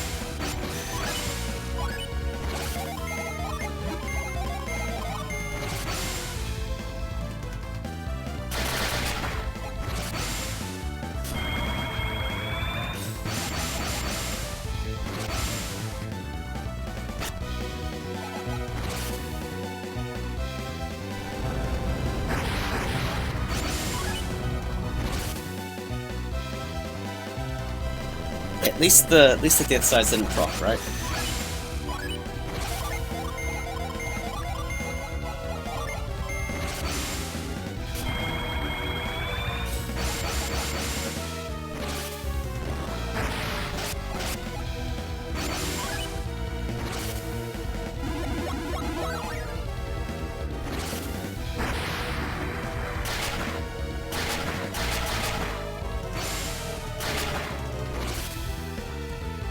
Alright, this is good. With this situation, I'm able to get a powered up judgment off, and I always want to get at least one powered up judgment into Sadaros. So I'm going to throw this judgment into Sadaros with the anticipation that even if he uses break after this, I've done a huge chunk of damage to him and he'll be easy to whittle down afterwards. So it's a very useful thing to keep in mind.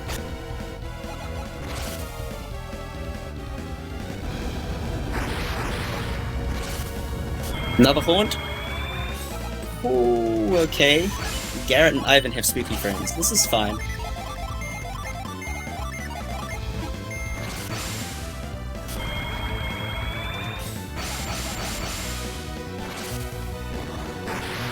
This is okay. Haunt's actually really unlikely to be chosen by Sadaros as a move, so it's kind of crazy that we got Haunt again. Generally, you're only ever going to see it once during a fight, if ever. But he's really going ham on these Infernos, which is fine. They take a long time to animate, but they're not break, so we're fine. Are you thoroughly spooked? I think you should get more spooked. Okay, so this turn, Minati will not die, but that's okay. Minati's going to die to the next Mars that I do, which means she's not going to get a turn next turn anyway. So it doesn't matter that she's alive, she will die. So this turn I have a choice. If Nia uses Prism, Sadaros will die when I use Flint with Isaac. I've taken too much damage. I'm going to use Wish and be safe, and I'm just going to eat an extra action of Sadaros. If you don't get much damage on that turn, you can just blast the Prism into Sadaros and then Flint will kill. So because this doesn't happen, it's okay. I'm just going to use Wind Slash or Plasma with Ivan. That will kill on the next turn. As long as it's not Potent Cure, that is. If it's Potent Cure, we're in trouble, but whatever.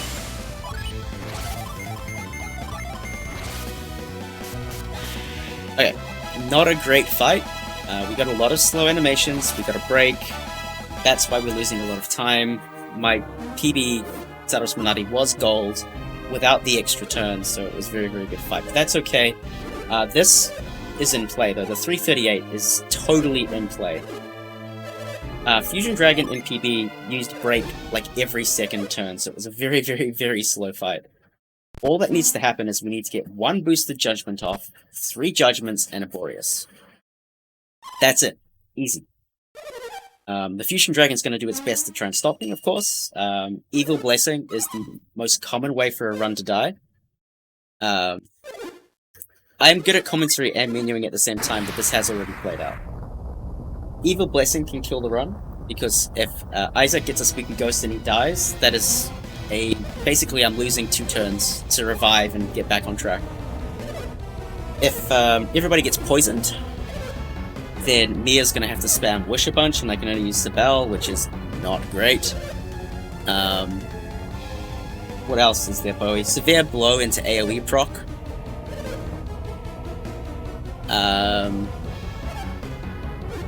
No, it's 4 judgments and 1 Boreas always on the perfect fight. You can probably get away with 4 judgments and a Nereid on a perfect fight, but why would you ever do that? Because if you get broken, it won't kill.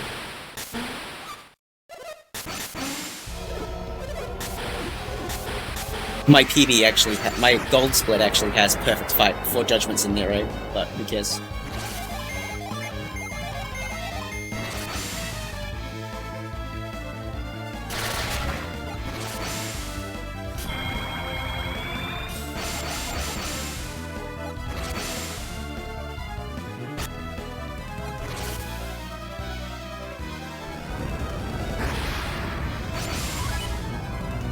Evil Blessing, of course.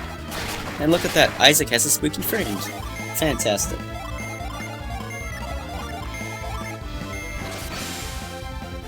So now there is a 1 in 8 chance for Isaac to die every time he uses Judgment. And it feels like 1 in 4, but I've been told it's 1 in 8.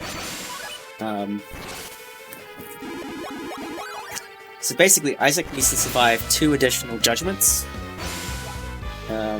Otherwise, we are going to lose 2 turns.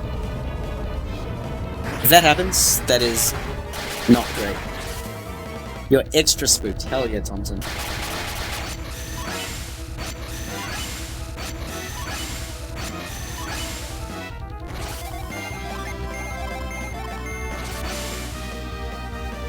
Three spooky, 5 me. Yes. That's all I have to say, yes. Alright, so this is the first judgment. It's going to be boosted, which is good, which means that the quick kill is in play, even if he uses break, provided we don't die. And we die. And we get broken. Not that the break matters at this point. 1 party member still missing for the Halloween special, you're right. So this turn, fortunately we didn't take any damage, we can just flash Mars and revive. Basically it's RNG. If Isaac gets targeted by outer space, he'll die. Just hopefully that doesn't happen. Dragon Driver is fine. Drain Fang is perfect. We didn't die. Hallelujah. That's always very, very, very scary when that happens, so very, very, very lucky there. So we can get into a Ramsey's turn, heal things up, and we're good.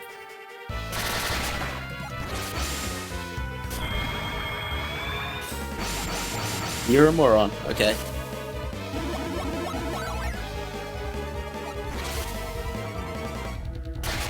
Dragon Dive. It's Dragon Driver, yeah. Evil Blessing! There we go! The Halloween special! Everybody's got a spooky friend. Everybody has a friend. Hell yeah. There's like, how many spooky friends in this run? Like, frickin' 6, 7 spooky friends? Absolute spooked. This boss, man. This is a good final fight. Okay, so now we need to get off another judgment without dying. Basically, as long as we don't die, we should be able to get the quick kill, because what we can do, not quick kill, but we should be able to kill with Boreas Judgment. So all that needs to happen is Isaac needs to not die, then Mia can Boreas, and then we can Judgment for the kill. Easy, right? Easy.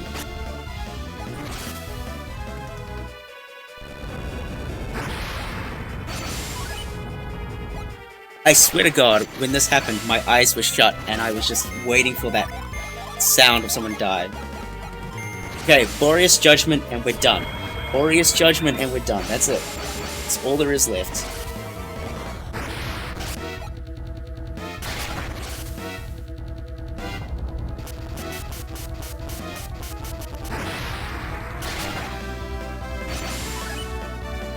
Oh wait, Mia died. Mia died because of the frickin' spooky friend. Come on, game. Come on.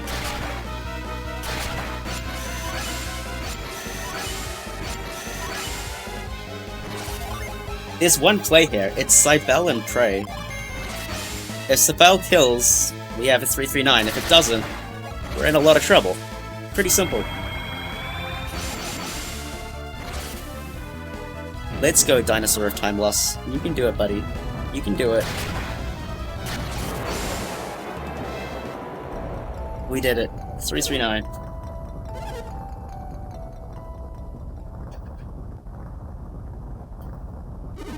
You should always remember that a boosted Cybele is basically as strong as Judgment unboosted.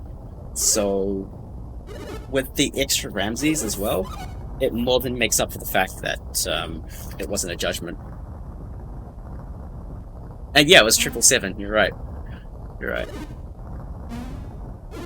Thanks for the GGs. Thanks for the GGs. But yeah, that's, this has been a long time coming. Or a really long time coming. It does feel a lot like the barriers, the weight's been taken off my shoulders on this one. The monkey's off the back, so to speak. Because this 340 barrier has taken quite a pounding to break through. It was either going to be me or Bowie who were going to break it, but it's not easy to get below 340. I think that Cybele killed by about 100, just offhand. Look, objectively, this run isn't perfect. We had Quartz run away, we had really bad Alton, we had stuff happen in Altmiller, we had a crappy Venus 2, we had 2 minutes of time save between Stardust Minardi Fusion Dragon. Like, there's easily 4 minutes of time save on top of this. But just the probability of everything in the run going correctly is so astronomically low that it's really, really hard to get a good time, even if you're playing at your peak. And I don't think I was playing at my peak in this run anyway. I think there are plenty of instances I can point to illustrate that I'm not playing fantastic. Shoutouts to Colosso, shoutouts to flubbing every fight in Suhala Gate, Venus 2 in terms of top kills and whatnot, but... You know what I mean? Like, even despite all that, you can't... You can never be sad for the time like this. It's a really, really, really strong time, and if Bowie beats it today, he will deserve every single second that he gets above this. Yes, I do TLA as well. I in theory, do the whole series, but I can't do Dark Dawn until I get a streamable 3DS.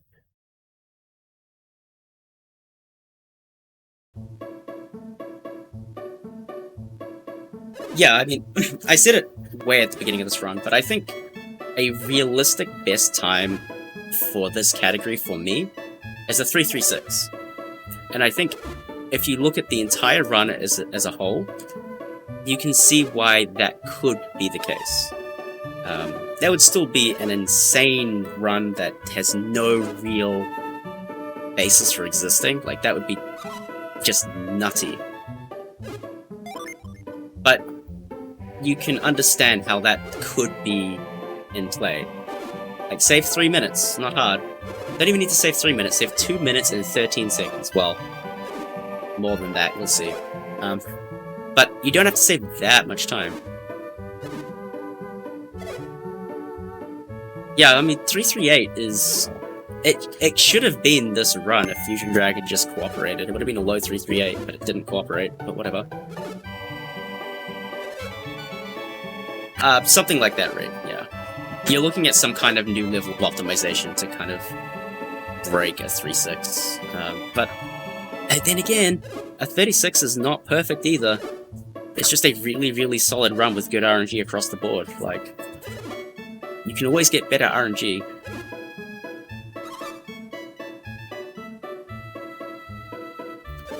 But yeah, TLA was a great speedrun as well. I should get into that at some point.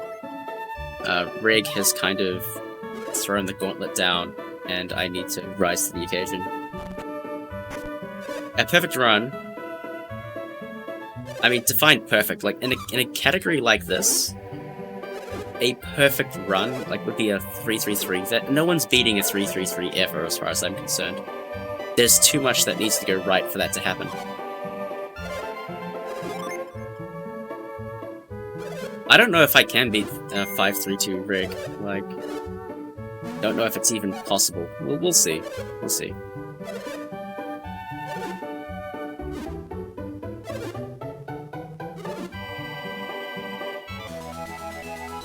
But anyway, this category has no right to be as fun as it is. I just want to say that, right? This category is an hour of mashing into one hell of a roller coaster of a speed game. And a game that has that much intro should not be this fun, but it is. This run is so much fun. Shoutouts to my menuing. Menus are hard. Menus are really hard. Anyway. Even without competition, like, this category is stupid good. I think anybody who runs this category, a Bowie, a Reg, Blue, like, I think we can all agree that this run doesn't deserve to be as fun as it is. But it's super fun. Like, every split is a roller coaster, and the highs, the lows, the run's got everything. It's super fun. I'm almost coming around to the opinion that it's better than TLA at the moment. Which is, I wouldn't have thought I'd ever say that, but we'll see. I'll get into TLA a lot more, maybe soon, I don't know. Also, shoutouts to that menu for being god-awful.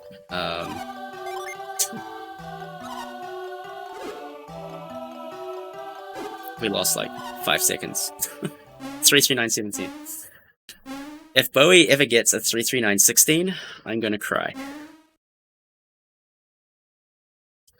We did it. 339. It happened. 340 is broken. We finally did it. Shoutouts to Bowie. Shoutouts to Rig. Shoutouts to Rig for the new strats in Venus 2 on the block puzzle. That's really good. Shoutouts to Blue for being a god. The 348 bandits. The Mad Lad. This is a cool game and a cool community, and I'm really excited this run is going to GDQ because it's going to be hype. But I'm more excited to have finally got the 339. It's done. We don't have to say it's coming. It's coming soon. It'll happen. It's happened. It's done. I agree. This was a stick run, Rupee. 100%.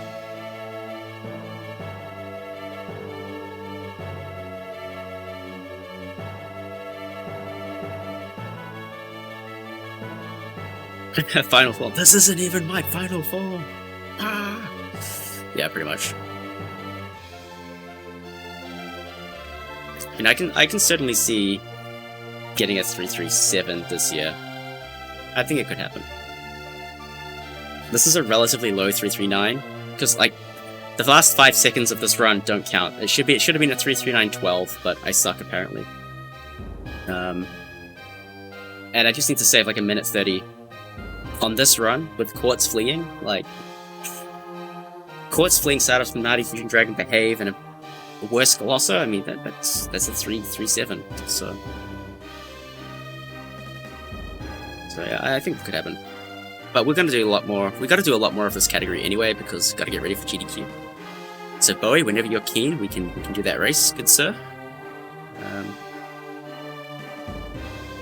I think there's a non-zero chance that I lose the race. Just putting it out there. Saturday? Yeah, down. Yeah, man. I'm down. I'm down if you're down.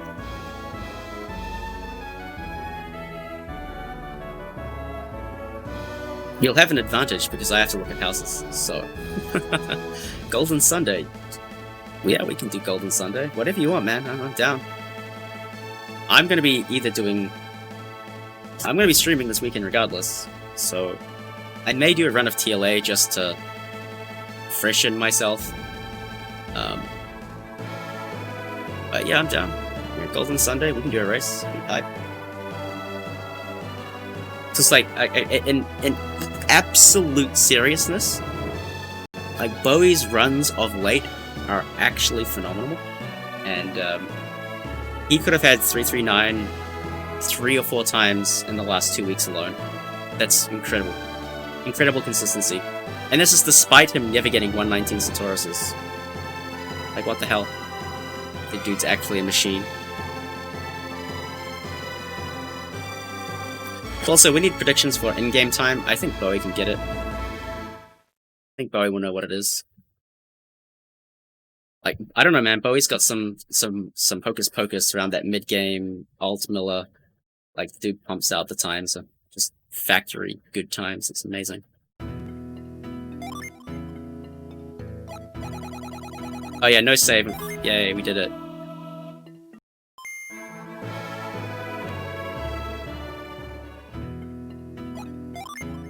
$329. Hell yeah. Fantastic. Cool. That's the run. Fantastic. We can... what can I do here? I don't know. This is now difficult. I'll just put it here. But that was one hell of a run. Just pause it here, because we've got nice time. What's a good background? Oh, we can take Deadbeard's background. Hell yeah. That was an amazing run.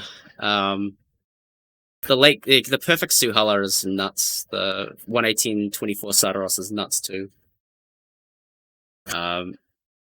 Yeah, Bill Cannon. Good point. Yeah, insane run. Super happy with the time.